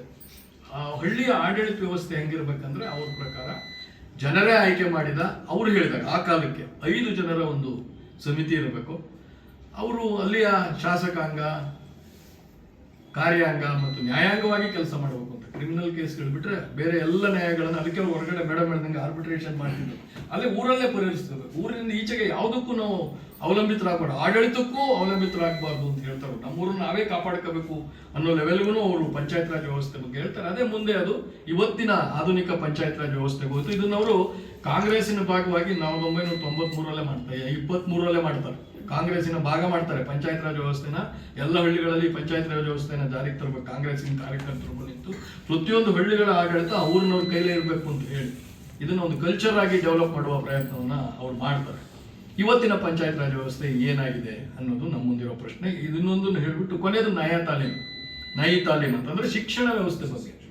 ಗಾಂಧಿಗೆ ಎಷ್ಟು ದೊಡ್ಡ ಶಿಕ್ಷಣದ ವ್ಯವಸ್ಥೆ ಬಗ್ಗೆ ಪರಿಕಲ್ಪನೆ ಇತ್ತು ಅಂದ್ರೆ ಇವತ್ತು ನೋಡಿ ನಮ್ಮ ಪರಿಸ್ಥಿತಿ ಎಲ್ಲಾಗಿದೆ. ಸ್ವತಂತ್ರ ಬಂದು 75 ವರ್ಷ, 79, 78 ವರ್ಷ ಆಯ್ತು. ನಮ್ಮ ಊರಲ್ಲಿ ನಮ್ಮ ಹಳ್ಳಿ ಶಾಲೆನ ಅದರ ಬುಡದ ಮೇಲೆ ಬಿಗಿಯಾಗಿ ನಿಲ್ಲಿಸಲಿಕ್ಕೆ ಸಾಧ್ಯ ಆಗಿಲ್ಲ. ನಾವು ಮುಚ್ತಿದೀವಿ. ಆಳಿದ ಎಲ್ಲ ಸರ್ಕಾರಗಳ ಸೋಲದು, ಯಾವುದೇ ಒಂದು ಸರ್ಕಾರದ ಸೋಲದು. ನಮ್ಮ ಕೈಲಿ ನನ್ನೂರಿನ ಒಂದು ಪ್ರಾಥಮಿಕ ಶಾಲೆಯನ್ನ ಗಟ್ಟಿಗೊಳಿಸ್ಲಿಕ್ಕೆ ಸಾಧ್ಯ ಆಗಿಲ್ಲ. ಸ್ವಾಮಿ ಅದು ನಿಲ್ತಾ ಇಲ್ಲ, ಬಿದ್ದು ಹೋಗ್ತಿದೆ, ಅದ್ರ ಉಪಯೋಗ ಎಲ್ಲ. ಅದಕ್ಕೆ ಎಲ್ಲರೂ ಒಂದ್ ಕಡೆ ಇನ್ನೊಂದು ಹೊಸಾದ್ ಭದ್ರವಾದ ಕಟ್ತೀನಿ, ಅಲ್ಲಿಗೆ ಹೋಗೋಣ, ಎಲ್ಲ ಅಲ್ಲಿಗೆ ಮಕ್ಕಳನ್ನ ಕರ್ಕೊಂಡು ಹೋಗೋಣ ಅಂತ ಎಲ್ಲ ಶಾಲೆಗಳನ್ನು ಮುಚ್ತಿದ್ದಾರೆ. ನನ್ನ ತಾಲೂಕಿನಲ್ಲಿ 13 ಶಾಲೆ ಮಾತ್ರ ಉಳಿತಾವಂತೆ, ಕೇವಲ 13. ಇವನ್ 150 ಶಾಲೆ ಇದಾವೆ, 13 ಉಳಿತಾವೆ. ಅಂದ್ರೆ ನಮ್ಮೂರಿನ ಶಾಲೆ ಅಸ್ತಿತ್ವ ಕಳ್ಕೊಂಡಿದ್ವಿ. ಅದರ ಅರ್ಥ ಏನು? ನಮ್ಮೂರಿನ ಶಿಕ್ಷಣ ವ್ಯವಸ್ಥೆ ಕೊಲಾಪ್ಸ್ ಆಗುತ್ತಿದ್ರಿಂದ ನಮ್ಮೂರಿನ ತುಂಬಾ ಜನ ಮಕ್ಕಳು ಶಿಕ್ಷಣದಿಂದ ವಂಚಿತರಾಗ್ತಾರೆ. ಬರಗೂರು ರಾಮಚಂದ್ರಪ್ಪ ಇನ್ನು ಮುಂದುವರೆದ ಒಂದು ಮಾತು ಹೇಳಿದ್ದಾರೆ, ಶಾಲೆ ಮುಚ್ಚೋದ್ರಿಂದ ಬರೀ ಶಾಲೆ ಮಕ್ಕಳು ಶಿಕ್ಷಣದಿಂದ ವಂಚಿತರಾಗೋದಿಲ್ಲ, ಊರಲ್ಲಿ ಸ್ವತಂತ್ರೋತ್ಸವ ನಡೆಯೋದಿಲ್ಲ. ಇವತ್ತು ನಮ್ಮೂರಲ್ಲಿ ಸ್ವತಂತ್ರೋತ್ಸವ ಜನ ಮಾಡ್ತಾರೆ, ಸ್ಕೂಲ್ ಮಾಡುತ್ತೆ. ನಮ್ಗೆ ಗೊತ್ತಾಗುತ್ತೆ, ಅಟ್ಲೀಸ್ಟ್ ಜನ ನೋಡ್ತಾರೆ ಇವತ್ತು ಸ್ವತಂತ್ರೋತ್ಸವ ಸ್ಕೂಲಲ್ಲಿ ಸ್ವತಂತ್ರದ ಎಲ್ಲರೂ ನೆನಪಿಸಿಕೊಳ್ಳುವ ಕೆಲಸವಾಗುತ್ತೆ. ಶಾಲೆ ಮುಚ್ಚಿದ ದಿನ ಪ್ರಭಾತ್ ಬೇರೆ ಹೋಗ್ತಾರೆ, ಹಾಡು ಹೇಳ್ತಾರೆ, ಒಂದು ಅಟ್ಲೀಸ್ಟ್ ಒಂದು ಮೈಕ್ ಹಾಕಿರ್ತಾರೆ, ಒಂದಷ್ಟು ದೇಶಭಕ್ತಿ ಗೀತೆ ಹಾಡ್ತಿರ್ತಾರೆ. ಮಕ್ಳು ಇವತ್ತೇನೋ ಸ್ವತಂತ್ರೋತ್ಸವ ಅಂತ ಒಂದು ಫ್ಲಾಗ್ ಇಟ್ಕೊಂಡು ಹೋಗ್ತಿರ್ತಾರೆ. ಅಟ್ಲೀಸ್ಟ್ ಪ್ರತಿ ಹಳ್ಳಿಗಳಲ್ಲಿ ಒಂದು ಸ್ವತಂತ್ರ ದಿನದ ನೆನಪು ಆ ಊರಿನಲ್ಲಿ ಆಗ್ತಿರುವಂತ ಇಡೀ ನಮ್ಮ ಇತಿಹಾಸವನ್ನ ನೆನಪಿಸಿಕೊಳ್ಳುವ ಒಂದು ಪ್ರಕ್ರಿಯೆ ಆಗ್ತದೆ. ಆಗದೇ ಇಲ್ಲ. ಗಾಂಧಿ ಜಯಂತಿ ಆಗಲ್ಲ, ಗಣರಾಜ್ಯೋತ್ಸವ ಆಗಲ್ಲ, ಅಂಬೇಡ್ಕರ್ ಜಯಂತಿ ಆಗಲ್ಲ, ಎಲ್ಲವೂ ನಮ್ಮೂರಿನಲ್ಲಿ ನಿಂತು ಹೋಗ್ತವೆ. ಗಾಂಧಿ ಅವತ್ತು ನೈ ತಾಲೀಮಲ್ಲಿ ಎಂತ ಮಾತು ಹೇಳಿದಾರೆ, ನಾವು ಎಷ್ಟು ಗಾಂಧಿಯನ್ನ ದೂರ ಇಟ್ಟ ಕಾರಣಕ್ಕೆ ಈ ಪರಿಸ್ಥಿತಿಗೆ ಬಂದಿದ್ದೀವಿ ಅಂತ ನಾನು ಕನ್ಕ್ಲೂಡ್ ಮಾಡ್ಬೇಕಾದ್ರೆ ಅದನ್ನ ಹೇಳಿಕ್ ಬಯಸ್ತೇನೆ, ನನ್ನ ಅನುಭವದಲ್ಲಿ ಆಗಿರೋದು. ನೋಡಿ, ಈಗ ಶಾಲೆಗಳ ವಿಷಯಕ್ಕೆ ಬರೋದಾದ್ರೆ ಗಾಂಧಿ ಅವರ ನೈ ತಾಲೀಮಲ್ಲಿ ಬಹಳ ಸ್ಪಷ್ಟವಾಗಿದೆ, ಶಾಲೆಗಳು ಸರ್ಕಾರದ ಮೇಲೆ ನಿರ್ಭರ ಆಗಬಾರ್ದು. ನೈ ತಾಲೀಮಲ್ಲಿ ಬಹಳ ಮುಖ್ಯವಾಗಿ ಹೇಳೋದು, ಅವರ 6ನೇ ತರಗತಿಯಿಂದ ಮಕ್ಕಳಿಗೆ ಕೌಶಲ್ಯವನ್ನ ಕಲಿಸ್ಬೇಕು. ಏನಾದ್ರು ದುಡಿಮೆಗೆ ಬೇಕಾದಂತ ಸ್ಕಿಲ್. ಇವತ್ತೇನು ನ್ಯೂ ಎಜುಕೇಶನ್ ಪಾಲಿಸಿ ನಾವು ಮಾತಾಡ್ತಾ ಇದ್ದೇವೆ, ಮಕ್ಕಳಿಗೆ ಕೌಶಲ್ಯಗಳನ್ನು ಕಲಿಸ್ಬೇಕು, ಅವನಿಗೆ ಕೈಗೆ ಕಸುಬನ್ನ ಕಲಿಸ್ಬೇಕು ಬದುಕೋದು ಅಂತ. ಗಾಂಧಿ ಅವತ್ತು ಹೇಳಿದ್ರೆ ಶಾಲೆಗಳಲ್ಲಿ ಈ ತರದ ಹೊಸ ಕೌಶಲ್ಯ ಕಲಿಸಿ ಅವರಿಂದ ಪೀಠೋಪಕರಣ ಮಾಡಿಸೋದು, ಮಡಿಕೆಗಳನ್ನು ಮಾಡಿಸೋದು, ಅವತ್ತಿಗೆ ಬೇಕಾದಂತ ವಸ್ತುಗಳನ್ನು ಮಾಡಿಸಿ ಅದನ್ನ ಮಾರಿದ ದುಡ್ಡಲ್ಲಿ ಆ ಶಾಲೆ ನಡೆಸಬೇಕು ಅಂತ, ಸೆಲ್ಫ್ ಸಸ್ಟೈನ್ ಆಗ್ಬೇಕು ಅಂತ. ಅದನ್ನ ಮಾಡ್ಲೇ ಇಲ್ಲ ನಾವು. ಇವತ್ತು ನಮ್ಮ ಶಾಲೆಗಳು ಸಂಪೂರ್ಣ ಪರಾಶ್ರಯ. ಇವತ್ತು ಎಲ್ಲಿ ಬಂದ್ಬಿಟ್ಟಿದೆ, ಸರ್ಕಾರನು ಕೈ ಚೆಲ್ಲಿ ಹೊಸ ಯೋಜನೆ ಮೊನ್ನೆ ಘೋಷಣೆ ಮಾಡೋರು, CSR ಸ್ಕೂಲ್ ಅಂತ. ಶ್ರೀಮಂತರಿಗೆ ಹೋಗೋದು, ದಯವಿಟ್ಟು ನಿಮ್ಮ 2% ದುಡ್ಡು ಐತಲ್ಲ ಕೊಡ್ರಪ್ಪ, ನಮ್ಮ ಸ್ಕೂಲ್ ನಡೆಸಿ ಅಂತ. ಆಯ್ತಪ್ಪ, ಇವತ್ತು ಅವ್ನು ಬರ್ತಾನೆ, PPP ಮಾಡ್ಲಲ್ಲಿ ಮಾಡ್ತೀರಿ, ನಾಳೆ ಅವ್ನ ಕಂಪ್ನಿನೇ ಕ್ಲೋಸ್ ಆಗ್ಬಿಟ್ರೆ ಸ್ಕೂಲ್ ಕತೆ ಉತ್ತರನೇ ಇಲ್ಲ. ಎಷ್ಟು ಕಷ್ಟ ಇದೆ ಇವತ್ತು ನೋಡಿ ಸರ್. ಇಂಗ್ಲಿಷ್ ಮೀಡಿಯಂ ಮಾಡಿದ್ರು, 30,000 ಮಕ್ಕಳು ಈಗ ಆ ಇಂಗ್ಲಿಷ್ ಮೀಡಿಯಂ ಫಸ್ಟ್ ಬ್ಯಾಚ್ ಅಲ್ಲಿ 7ನೇ ಕ್ಲಾಸ್ ಮುಗಿಸಿ 8ನೇ ತರಗತಿಗೆ ಹೋಗ್ಬೇಕು. ಆ 30,000 ಮಕ್ಕಳಿಗೆ ಕೆಲವು ಸ್ಕೂಲಲ್ಲಿ ಇದೆ, ಕೆಲವು ಸ್ಕೂಲಲ್ಲಿ 30,000 ಮಕ್ಕಳು ಐಡೆಂಟಿಫೈಡ್, ಅವ್ರಿಗೆ 8ನೇ ತರಗತಿ ಇಂಗ್ಲಿಷ್ ಮೀಡಿಯಂ ಇಲ್ಲ ಸರ್. ಇಲ್ಲಿನ ತನಕ ಸರ್ಕಾರ 2 ತಿಂಗಳಾಗೋ ಜುಲೈ ಮುಗಿತು, ಸರ್ಕಾರ ಪರಿಹಾರ ಹೇಳಿಲ್ಲ. ಹುಡುಗರೆಲ್ಲ ವಾಪಸ್ ಕನ್ನಡ ಮೀಡಿಯಂ ಅಲ್ಲಿ ಇಲ್ಲಿ ಹೋಗ್ಬಿಟ್ಟವ್ರು. ಯಾರೆಲ್ಲ ಹಳ್ಳಿ ಮಕ್ಕಳು, ಉತ್ತರನೇ ಇಲ್ಲ. ನೈ ತಾಲೀಮನ್ನು ಓದ್ತಾ ಹೋದ್ರೆ ಗಾಂಧಿಯ ಮಾತು ಕೇಳಿದ್ರೆ ಇವತ್ತು ಈ ಪರಿಸ್ಥಿತಿ ನನಗೆ ಬರ್ತಿಲ್ಲ. ಇವು 12 ತತ್ವಗಳನ್ನು ಅವರು ಗ್ರಾಮ ಸ್ವರಾಜ್ಯದ ಹಿನ್ನೆಲೆ ಒಳಗಡೆ ನಮ್ಮ ಮುಂದೆ ಇರ್ತಾರೆ. ಈಗ ಈ 12 ತತ್ವಗಳ ಹಿನ್ನೆಲೆಯೊಳಗಡೆ ಇವತ್ತಿನ ನಮ್ಮ ಪಂಚಾಯತ್ ರಾಜ್ ವ್ಯವಸ್ಥೆಯನ್ನು ನೋಡಿದಾಗ ನೀವು ಇಲ್ಲಿ ತುಂಬಾ ಜನ ಪ್ರಾಕ್ಟೀಸ್ ಮಾಡಿದಿರಿ, 3 ಸತಿ 4 ಸತಿ ಗೆದ್ದೋರಿದ್ದೀರಿ. ಇವೆಲ್ಲವೂ ಇವತ್ತಿನ ಪಂಚಾಯತ್ ರಾಜ್ ವ್ಯವಸ್ಥೆಯಲ್ಲಿ ಸಾಧ್ಯ ಇಲ್ವಾ? ನಮ್ಮೂರನ್ನು ನಾವು ಶುಚಿತ್ವದಲ್ಲಿ ಕ್ಲೀನ್ ಆಗಿ ಇಟ್ಕೊಳಕ್ ಸಾಧ್ಯ ಇಲ್ವಾ? ನಾವು ಪಂಚಾಯತ್ ಸದಸ್ಯರು ನಮ್ಮೂರನ್ನ ನಾವು ಆಳ್ಕೊಳಕ್ ಸಾಧ್ಯ ಇಲ್ವಾ? ನಮ್ಮೂರಲ್ಲಿ ಸೌಹಾರ್ದತೆಯಿಂದ ಬೆಳಲಿಕ್ಕೆ ಸಾಧ್ಯ ಇಲ್ವಾ? ನಮ್ಮೂರನ್ನ ಕೈಗಾರಿಕಾ ಹಬ್ಬ ಮಾಡ್ಲಿಕ್ಕೆ ಸಾಧ್ಯ ಇಲ್ವಾ? ಅವ್ರು ಹೇಳ್ತಾರೆ ಗ್ರಾಮ ಕೈಗಾರಿಕಾ ಸಂಘನ ಕುಮಾರಪ್ಪನವರೆಲ್ಲ ಸೇರಿ ಮಾಡಿದ್ರು. ಆ ಥರದೊಂದು ನಾವು ಇಂಡಸ್ಟ್ರೀಸ್ನ ನಮ್ಮೂರಿಗೆ ಬೇಕಾದಂತ ಇದನ್ನ ಮಾಡ್ಲಿಕ್ಕೆ ಸಾಧ್ಯ ಇಲ್ವಾ? ಈಗ ಯಲಂಗೋ ಅವರು, ರಂಗಸ್ವಾಮಿ ಯಲಂಗೋ ಅವರು ಒಂದು ತಮಿಳುನಾಡಲ್ಲಿ ಒಂದು ಪ್ರಯೋಗ ಮಾಡಿದ್ದಾರೆ. ಗ್ರಾಮ ಪಂಚಾಯತಿ ಅಧ್ಯಕ್ಷರಾಗಿದ್ಕೊಂಡು ಅವರು ಸುಮಾರು 148 ವಸ್ತುಗಳನ್ನ ಐಡೆಂಟಿಫೈ ಮಾಡಿದ್ದಾರೆ. 148 ವಸ್ತುಗಳು ಯಾವ್ಯಾವು? ನನ್ನ ಪಂಚಾಯತಿ ವ್ಯಾಪ್ತಿಯಲ್ಲಿರುವಂತ ಜನರಿಗೆ ಬೇಕಾದ ದಿನದಿಂದ ವಸ್ತುಗಳು. ಎಲ್ಲಿಂದ? ಬಿಂದಿಯಿಂದ ಸರ್. ಬಿಂದಿ, ಸೋಪು, ಸಾಂಬಾರ್ ಪುಡಿ, ಏರ್ ಪಿನ್ನು, ಸಣ್ಣ ವಸ್ತುಗಳು ಅವ್ರು ಐಡೆಂಟಿಫೈ ಮಾಡಿ ಪ್ರಯೋಗ ಮಾಡಿದ್ದಾರೆ. ಅವರು ಸಕ್ಸಸ್ ಆಗಿದ್ದಾರೆ. ಈಗ ಅವರು ಸರ್ವೆ ಮಾಡಿಸಿದ್ದಾರೆ. ಒಟ್ಟು ಆ 148 ಇದರಲ್ಲಿ ಯಾವ್ಯಾವ ಎಷ್ಟೆಷ್ಟು ಬೇಕಾಗ್ತದೆ ನನ್ನ ವ್ಯಾಪ್ತಿಲಿರೋರಿಗೆಲ್ಲ ಮಾಡಿ ಅಲ್ಲಿರೋ ಲೋಕಲ್ ಹುಡುಗರಿಗೆ ಅದನ್ನ ಟ್ರೈನಿಂಗ್ ಕೊಡಿಸಿ ಸಣ್ಣ ಇಂಡಸ್ಟ್ರಿ ಮಾಡಿ ಒಂದು ಕಂಪಲ್ಸರಿ ಒಂದು ಅಗ್ರಿಮೆಂಟ್ ವಿತ್ ಆಲ್ ಫ್ಯಾಮಿಲೀಸ್. ನೀವು ಒಂದು ಬಿಂದಿ ಬೇಕಾ ಹೆಣ್ಮಕ್ಳು ಇವಂದೇ ತಗೋಬೇಕು. ನನ್ನ ಬ್ರ್ಯಾಂಡ್ ಪಂಚಾಯತಿದು ಒಂದು ಇಂಡಸ್ಟ್ರಿಯಲ್ ಏರಿಯಾದಲ್ಲಿ ಏನಾಗಿದೆ ಇಂಡಸ್ಟ್ರಿ ಮಾಡಿ ತಗೋಬೇಕು. ಅಷ್ಟು ಕುಟುಂಬಗಳು ಇವತ್ತು ಆರಾಮಾಗಿ ಬದುಕ್ತಿದ್ದಾವೆ. ನಾವು ನೋಡಕ್ ಒಂದು ಸಣ್ಣ ಬಿಂದಿ ಇರ್ತದೆ, ಮನೇಲಿ 3 ಜನ ಹೆಣ್ಮಕ್ಳು ಇದ್ರೆ ತಿಂಗಳಿಗೆ ಎಷ್ಟು ಬೇಕು, ವರ್ಷಕ್ಕೆ ಎಷ್ಟು ಬೇಕು, ಆರಾಮಾಗಿ ಒಬ್ಬ ಜೀವನ ಆಗೋಗ್ತದೆ. ಬಳೆ ಅಂತೀವಿ ನಾವು, ಆ ಬಳೆ ನನ್ನ ವ್ಯಾಪ್ತಿಯಲ್ಲಿ ತಯಾರು ಮಾಡಿದ್ದು ಸಾಕಾಗ್ತದೆ. ಬಟ್ ಈ ತರದ ವಿಕೇಂದ್ರೀಕೃತವಾದಂಥ ವ್ಯವಸ್ಥೆ, ಏನು ಇವರು ವಿಕೇಂದ್ರೀಕರಣದ ಬಗ್ಗೆ ಮಾತಾಡ್ತಾರೆ, ಆ ತರದ ವಿಕೇಂದ್ರೀಕೃತ ವ್ಯವಸ್ಥೆಗೆ ನಾವು ಪ್ರಯತ್ನ ಮಾಡಲೇ ಇಲ್ಲ. ಎಲ್ಲವೂ ಕೇಂದ್ರೀಕರಣ ಆಗುವಂತ ಸ್ಥಿತಿಲಿ ಹೋಯ್ತು. ಆದ್ರೆ ಹೆಂಗಂದ್ರೆ ಸ್ವತಂತ್ರೋತ್ತರ ಭಾರತದ ಪಂಚಾಯತ್ ರಾಜ್ ವ್ಯವಸ್ಥೆ ಈ ದಿಕ್ಕಿನಲ್ಲಿ ಇಲ್ವಾ? ನಮ್ಮ ಕಾಯ್ದೆಗಳ ಆ ದಿಕ್ಕಿನಲ್ಲಿ ಇಲ್ವಾ? ಎಲ್ಲವೂ ನಮ್ಮ ಪರವಾಗಿ, ಈ ವ್ಯವಸ್ಥೆ ಗಾಂಧಿಯ ಪರವಾಗಿದ್ದಾವೆ. ಹಾಗೆ ಈ ಪಂಚಾಯತ್ ರಾಜ್ ವ್ಯವಸ್ಥೆ ವಿಷಯವಾಗಿ ಗಾಂಧಿ ಮತ್ತು ನೆಹರು ಜೊತೆಯಲ್ಲಿ ಆಗಿರೋ ಸಂವಾದವನ್ನು ನಾವು ನೋಡ್ಬೇಕು. ಅದನ್ನು ಈ ಪುಸ್ತಕದಲ್ಲಿ ಚರ್ಚೆ ಮಾಡ್ತಾರೆ. ಬಹಳ ಇಂಪಾರ್ಟೆಂಟ್ ಅದು. ಇವರು ಸ್ವರಾಜ್ ಬರೀತಾರೆ, 30 ವರ್ಷಕ್ಕೆ ಅದು ಓದ್ಕೊಂಡಿರ್ತಾರೆ. ಇವರು ನೆಹರು ಆಡಳಿತ ಮಾಡೋ ಸಂದರ್ಭದಲ್ಲಿ ಗಾಂಧಿ ಅದನ್ನ ಜ್ಞಾಪಿಸ್ತಾರೆ. ಸಾಧ್ಯನೇ ಇಲ್ಲ ಅಂತ. ನಿಮ್ದು ಐಡಿಯಲ್ ವಿಲೇಜ್ ಅವತ್ತಿಗೆ ಸಾಧ್ಯ ಇರಲಿಲ್ಲ, ಅವತ್ತಿಗೆ ಅದು ಅಸಾಧ್ಯವಾದದ್ದು. 30 ವರ್ಷ ಆಗಿದೆ ನೀವು ಬರೆದು, ಇವತ್ತು ಸಾಧ್ಯನಾ ಅಂತ ಪ್ರಶ್ನೆ ಮಾಡ್ತಾರೆ. ಸಾಧ್ಯನೇ ಇಲ್ಲ. ದೊಡ್ಡ ಇಂಡಸ್ಟ್ರಿಗಳು ರಷ್ಯನ್ ಮಾಡೆಲ್ ಬಹಳ ಇಂಪಾರ್ಟೆಂಟ್ ಅಂತ ನೆಹರು, ಬಟ್ ಅವ್ರು ಫೇಲ್ ಆಗ್ತಾರೆ. ಕೊನೆಗೆ ಪಂಚಾಯತ್ ರಾಜ್ನೇ ಒಪ್ಕೋತಾರೆ. ಅದು ಬಹಳ ಐತಿಹಾಸಿಕವಾಗಿ ಬಹಳ ಮುಖ್ಯ. ಗಾಂಧಿ ಎಷ್ಟು ಇಂಪಾರ್ಟೆಂಟ್ ಅನ್ನೋದಕ್ಕೆ ಎಲ್ಲರೂ ನಾವು ಗಾಂಧಿಯನ್ನ ಧಿಕ್ಕರಿಸಿ ಮಾತಾಡ್ತಿದ್ದೀವಿ. ಗಾಂಧಿಯನ್ನ ಅರ್ಥ ಮಾಡ್ಕೊಳಕ್ ಆಗ್ತಿಲ್ಲ. ಯಾಕಂದ್ರೆ ಗಾಂಧಿ ಮೊದಲು ಸ್ವಯಂ ಸಂಭ್ರಮ ಹೇಳ್ತಾನೆ, ಅದು ನಮಗೆ ಭಯ. ಗಾಂಧಿನ ಒಪ್ಕೊಳಕ್ ಹೋದ್ರೆ ಸತ್ಯ ಹೇಳು ಅಂತಾನೆ. ಗಾಂಧಿ ನಿಮ್ಗೆ ಬ್ರಹ್ಮಚರ್ಯ ಪಾಲ ಮಾಡು, ಬಹಳ ಸಂಯಮದಿಂದ ಇರು ಅಂತಾನೆ. ಗಾಂಧಿ ನೀನು ಅದನ್ನ ತಿನ್ಬೇಡ, ಇದನ್ನ ಕುಡಿಬೇಡ ಅಂತಾನೆ. ಹೆಂಗ್ ಗಾಂಧಿ ಹತ್ರಕ್ಕೆ ಹೋಗೋದು ನಾವು? ಹಂಗದಕ್ಕೆ ಗಾಂಧಿ ಅದ್ರ ಬದಲು ತೆರೆಸ್ಕೊಂಡು ಸುಮ್ಮನೆ ನಮ್ ಕೈಲಿ ಆಗಲ್ಲ ಅನ್ನೋದಕ್ಕಿಂತ ಗಾಂಧಿ ಸರಿ ಇಲ್ಲ ಅನ್ನೋದು ಬೇಡ. ಸೇಫ್, ನಮಗೂ ಸೇಫ್, ಅವನಿಗೂ ಸೇಫ್. ಅದಕ್ಕೆ ಗಾಂಧಿ ಯಾಕೆ ರೀಚ್ ಆಗ್ಲಿಲ್ಲ ಅಂದ್ರೆ ಗಾಂಧಿ ವ್ಯಕ್ತಿಗತವಾದಂತ ಬದಲಾವಣೆಯನ್ನು ಬಯಸ್ದ. ನೀವು ಸ್ವರಾಜ್ಯ ಅಂದ್ರೆ ವ್ಯಕ್ತಿಗತ ಬದಲಾವಣೆ, ಅವ್ನ ಮೊದಲನೇ ಫಿಲಾಸಫಿನೇ ಅದು, ಇದ್ರ ಮೊದಲನೇ ತತ್ವನೇ. ಬಟ್ ಇದನ್ನು ವಾಪಸ್ಸು ನಾವು ತರದಲ್ಲೇ ಹೋದ್ರೆ ಪ್ರಪಂಚದ ಯಾವುದೇ ಸಮಸ್ಯೆಗಳಿಗೆ ಪರಿಹಾರ ಸಿಗೋದಿಲ್ಲ. ಇವತ್ತು ನೋಡಿ, ಇವತ್ತು ಆಗ್ತಿರೋ ಎಲ್ಲ ವಿಷಯಗಳಿಗೆ ಇದೇ ಕಾರಣ. ನಾವು ಪಂಚಾಯತ್ ರಾಜ್ ವ್ಯವಸ್ಥೆನ ಸದೃಢ ಮಾಡಿದ್ರೆ, ನಾನು ಅವತ್ತೇ ಅವಾಗಲೇ ನೆಹರು ವಿಷಯ ಹೇಳ್ತಿದ್ದೆ. ನೆಹರು ಅವರು ಕಮ್ಯುನಿಟಿ ಡೆವಲಪ್ಮೆಂಟ್ ಪ್ರೋಗ್ರಾಮ್ ಮತ್ತು ನ್ಯಾಷನಲ್ ಎಕ್ಸ್ಟೆನ್ಷನ್ ಪ್ರೋಗ್ರಾಮ್ನ ಕೇಂದ್ರೀಕೃತವಾಗಿ ಜಾರಿ ಮಾಡೋ ಪ್ರಯತ್ನ ಮಾಡಿದ್ರು. ಇಟ್ಸ್ ಹಿಸ್ಟ್ರಿ, ಇದ್ಯಾವುದು ತತ್ವ ಅಲ್ಲ. ಫೇಲ್ ಆಗ್ತವೆ. ಕೊನೆಯಲ್ಲಿ ಅವರು ಬಲವಂತರಾವ್ ಮೆಹ್ತಾ ಅವರ ಕಮಿಟಿ ಅಧ್ಯಕ್ಷತೆ ಮಾಡಿ ಇದನ್ನ ಮಾಡಿದಾಗ, ಅಧ್ಯಯನ ಮಾಡಿದಾಗ ಬಹಳ ಸ್ಪಷ್ಟವಾಗಿ ವರದಿ ಕೊಡ್ತಾರೆ. ಅವ್ರಿನ ಜನ ಡೆವಲಪ್ಮೆಂಟ್ ಅಲ್ಲಿ ಭಾಗವಹಿಸ್ತಿದ್ರೆ ಯಾವುದೇ ಕಾರಣಕ್ಕೆ ನೀವು ಎಷ್ಟು ಕೋಟಿ ತಂದು ಕೇಂದ್ರೀಕೃತ ಆಡಳಿತ ಮಾಡೋದು ಸಾಧ್ಯ ಇಲ್ಲ. ಇದಲ್ಲ. ಅವಾಗ ನೆಹರು ಪಂಚಾಯತ್ ರಾಜ್ ಒಪ್ಕೊಳ್ಳೋದು, ಅಲ್ಲಿಂದ ತಕ್ಕ ನೆಹರು ಒಪ್ಕೊಂಡಿರ್ಲಿಲ್ಲ. ಇಲ್ಲಿ ಬಹಳ ಇನ್ನೊಂದು ಗಂಭೀರವಾಗಿ ಇವ್ರ ವಿಷಯ ಗಾಂಧಿ ಕಥನದ ಹಿನ್ನೆಲೆಯೊಳಗೆ ಮಾತಾಡೋದಾದ್ರೆ, ಗಾಂಧಿಯನ್ನ ಕಾಂಗ್ರೆಸ್ ಕೊನೆಯಲು ಹತ್ರಕ್ಕೆ ಇಟ್ಕೊಳ್ಳೇ ಇಲ್ಲ. ಗಾಂಧಿ ಅದನ್ನ ಅದರ ಈ ಪುಸ್ತಕದಲ್ಲಿ ಬರೀತಾರೆ. ಗಾಂಧಿಗೆ ಅದೊಂದು ಇರುತ್ತೆ, ಎಲ್ಲ ನೆಗ್ಲೆಕ್ಟ್ ಮಾಡ್ಬಿಟ್ರು ನನ್ನ ಅಂತ. ಗಾಂಧಿಯ ಫಿಲಾಸಫಿಗೆ ಅವರು ಖಾಸಾ ಶಿಷ್ಯರುಗಳು ಪಟೇಲ್ ಮತ್ತು ನೆಹರು ಇಬ್ರು ಏನಿದ್ರು, ಅವರುಗಳೇ ಅವ್ರ ಆಡಳಿತ ಬರೋ ಸಂದರ್ಭದಲ್ಲಿ ನಿನ್ನ ತತ್ವವನ್ನ ನಾವು ಈ ದೇಶ ಸ್ವತಂತ್ರ ಭಾರತದಲ್ಲಿ ಅಳವಡಿಸ್ಕೊಳ್ಳೋದು ಬಹಳ ಕಷ್ಟ ಅಂತ ಹೇಳಿ ಬಹಳ ವ್ಯವಸ್ಥಿತವಾಗಿ ನೆಗ್ಲೆಕ್ಟ್ ಮಾಡಿರೋದು ನೋಡಿದೀವಿ. ಬಟ್ ಆದ್ರೆ ಅವ್ರಿಗೆಲ್ಲ ಸ್ವತಂತ್ರೋತ್ತರ ಭಾರತದಲ್ಲಿ, ಉದಾಹರಣೆಗೆ ಪಂಚಾಯತ್ ರಾಜ್ ವ್ಯವಸ್ಥೆನೆ ನೆಹರೂರವರು ಅದೇ ಯಾವುದು ಸಾಧ್ಯ ಇಲ್ಲ ಅಂತ ಹೇಳಿದ್ರು. ಅವಾಗ ಗಾಂಧಿ ಉತ್ತರನೂ ಕೊಟ್ಟಿರ್ತಾರೆ. ಇವತ್ತಿಗೂ ನನಗೂ ಗೊತ್ತು ಇದು ideal village, but this is possible in my country. ಒಂದಲ್ಲ ಒಂದು ದಿನ ಸಾಧ್ಯ ಆಗ್ತದೆ, ನಮ್ಮ ದೇಶದಲ್ಲಿ ಸಾಧ್ಯ ಇದು. ನಾವು ಅದನ್ನು ಪ್ರಾಕ್ಟೀಸ್ ಮಾಡಬೇಕು ಅಂತ ಒಪ್ಕೋಬೇಕಾಗ್ತದೆ. ಒಪ್ಕೊಂಡು ಅದನ್ನ ಉದ್ಘಾಟನೆ ಮಾಡ್ತಾ ನಾನು ಈ ದೇಶದ ಪ್ರಜಾಪ್ರಭುತ್ವ ವ್ಯವಸ್ಥೆಗೆ ಸುಭದ್ರವಾದ ಅಡಿಗಲ್ಲನ್ನ ಹಾಕ್ತಿದ್ದೇನೆ ಅನ್ನೋ ಮಾತನ್ನ ಅವರು 1959 ಅಕ್ಟೋಬರ್ 2 ನಾಗೂರಲ್ಲಿ ಹೇಳ್ತಾರೆ, ರಾಜಸ್ಥಾನಲ್ಲಿ. ಇದೇ ನೆಹರು ಮುಂದೆ ಎಷ್ಟು ಪಂಚಾಯತ್ ರಾಜ್ ವ್ಯವಸ್ಥೆ ಸಪೋರ್ಟರ್ ಆಗ್ತಾರೆ ಅಂತಂದ್ರೆ, ಮುಂದೆ ಹೇಳ್ತಾರೆ ಅವರು, ಇದನ್ನ ನಾವು school of democracy, panchayat system is the school of democracy, ಇಲ್ಲಿಂದ ಬೆಳಿಬೇಕು ಅಂತ. ಅದನ್ನೇ ಗಾಂಧಿ ಬಯಸಿದ್ದು. ಈ ದೇಶದ ಆಡಳಿತ ವ್ಯವಸ್ಥೆ ಪಂಚಾಯತ್ ಕೇಂದ್ರಿತವಾಗಿ ಬೆಳಿಬೇಕು ಅಂತ, ಒಂದು ಸ್ಪಿಯರ್ ಅಲ್ಲಿ ಬೆಳಿಬೇಕು. ಬೇರೆ ಬೇರೆ ಕೇಂದ್ರ ಒಂದು ಬಿಂದುವಾಗಿ ಪಂಚಾಯತ್ ಇದ್ರೆ ಸುತ್ತ ಬೇರೆ ಬೇರೆ ರಾಜ್ಯ ಮಟ್ಟದ್ದು ಕೇಂದ್ರ ಮಟ್ಟದ ಸರ್ಕಾರಗಳು ಒಂದು ಸ್ಪಿಯರ್ ಆಗಿ, ಔಟರ್ ಸ್ಪಿಯರ್ಸ್ ಆಗಿ ಬೆಳಿಬೇಕು ಅನ್ನೋದನ್ನ ಬಹಳ ಸ್ಪಷ್ಟವಾಗಿ ಹೇಳಿದ್ರು. ಅದನ್ನೇ ಯಾರು panchayat Raj institutions school of democracy ಆಗಬೇಕು. ಇಲ್ಲಿ ಬೆಳೆದಂತ ಹುಡುಗರು, ಇಲ್ಲಿ ಬೆಳೆದಂತ ಹೆಣ್ಣು ಮಕ್ಕಳು ಈ ದೇಶದ ಚುಕ್ಕಾಣಿಯನ್ನು ದೊಡ್ಡ ಮಟ್ಟದಲ್ಲಿ ಆಡಳಿತ ವ್ಯವಸ್ಥೆ ಆಗಬೇಕು. ಅವಾಗಲೂ ಅವ್ರ ವಿರೋಧ ಬರ್ತದೆ. ಅವಾಗ ಹೇಳ್ತಾರೆ, ಹೌದು ನೀವಿವತ್ತು ನಾವು ಪಂಚಾಯತ್ ರಾಜ್ ವ್ಯವಸ್ಥೆಗೆ ಅಧಿಕಾರ ಕೊಡಬೇಡಿ, ಅವರಿಗೆ ಶಕ್ತಿ ತುಂಬಬೇಡಿ, ಅವರಿಗೆ ಶಕ್ತಿ ಇಲ್ಲ, ಅವ್ರ ಕೆಪಾಸಿಟಿ ಇಲ್ಲ ಅಂತ ಮಾತಾಡ್ತೀರಿ. ಇವತ್ತು ಇದು ಅನ್ವಯ ಆಗುತ್ತೆ. ಈ ವಿಷಯಗಳನ್ನ ಇಟ್ಕೊಂಡು ನಾವು ಇವತ್ತು ಪ್ರಶ್ನೆ ಮಾಡಬೇಕಾಗಿದೆ, ಹೋರಾಟ ಮಾಡಬೇಕಾಗಿದೆ. ಮಾಡ್ತಿದ್ರೆ ಇದು ಬದಲಾಗಲ್ಲ. ಅವತ್ತು ಇವತ್ತು ಹೇಳ್ತಾರಲ್ಲ, ಪಂಚಾಯತಿಗೆ ಅಧಿಕಾರ ಕೊಟ್ರೆ ಮಾಡಕ್ ಬರೋದು ನಮಗೆಲ್ಲ ಹೇಳ್ತಾರಲ್ಲಪ್ಪ, ಏನ್ ಕೊಡಬಹುದು ಇವ್ರಿಗೆ ಬರೋದಿಲ್ಲ ಅಂತ. ಬಟ್ ಅವತ್ತು ಎಷ್ಟು ಚೆನ್ನಾಗಿ ಉತ್ತರ ಹೇಳಿದ್ದಾರೆ ಅಂದ್ರೆ, ಚರ್ಚಿಲ್ ಭಾರತಕ್ಕೆ ಸ್ವತಂತ್ರ ಕೊಟ್ರೆ ಅವ್ರನ್ನ ಅವ್ರಿಗೆ ಆಳ್ಕೊಳಕ್ಕೆ ಬರೋದಿಲ್ಲ, ಅಸಮರ್ಥರಿದ್ದಾರೆ ಅಂತ ಚರ್ಚಿಲ್ ಹೇಳಿದ್ದ. ಒಬ್ಬ ವಿದೇಶಿ ಪ್ರಜೆ ನಮ್ಗೆ ಹಂಗಂತ ಹೇಳಿದ, ನೀವು ನಮ್ಮವ್ರಿಗೆ ಹಂಗೆ ಹೇಳೋದಾದ್ರೆ ಏನ್ ಅರ್ಥ ಇದೆ? ಲೆಟ್ ದಮ್ ಕಮಿಟ್ ಮಿಸ್ಟೇಕ್ಸ್ ಅಂತ. Let them commit mistakes, let them learn through committing mistakes. ಅಧಿಕಾರನೇ ಕೊಡಿದ್ರೆ ಆಡಳಿತ ಹೆಂಗ್ ಮಾಡಕ್ಕಾಗತ್ತೆ ಅಂದ್ರೆ, 75 ವರ್ಷದಲ್ಲಿ ನಾವು ಸಂವಿಧಾನ ಬರ್ಕೊಂಡಂತ ಸಂವಿಧಾನವನ್ನ ಯಾರೂ ಬರ್ಕೊಳಕ್ಕಾಗಿಲ್ಲ ಇಲ್ಲಿನ ತನಕ. ಇವತ್ತು ಒಂದು ವರ್ಲ್ಡ್ ಲಾರ್ಜೆಸ್ಟ್ ಡೆಮಾಕ್ರಸಿ ನಮ್ದು, ಇಡೀ ಪ್ರಪಂಚದಲ್ಲಿ ನಮ್ಮನ್ನ ಗುರುಸೋದೇ ಲಾರ್ಜೆಸ್ಟ್ ಡೆಮಾಕ್ರಸಿ ಅಂತ ಹೇಳಿ. ಭಾರತ ಅಂದ ತಕ್ಷಣ successful democracy with all flaws.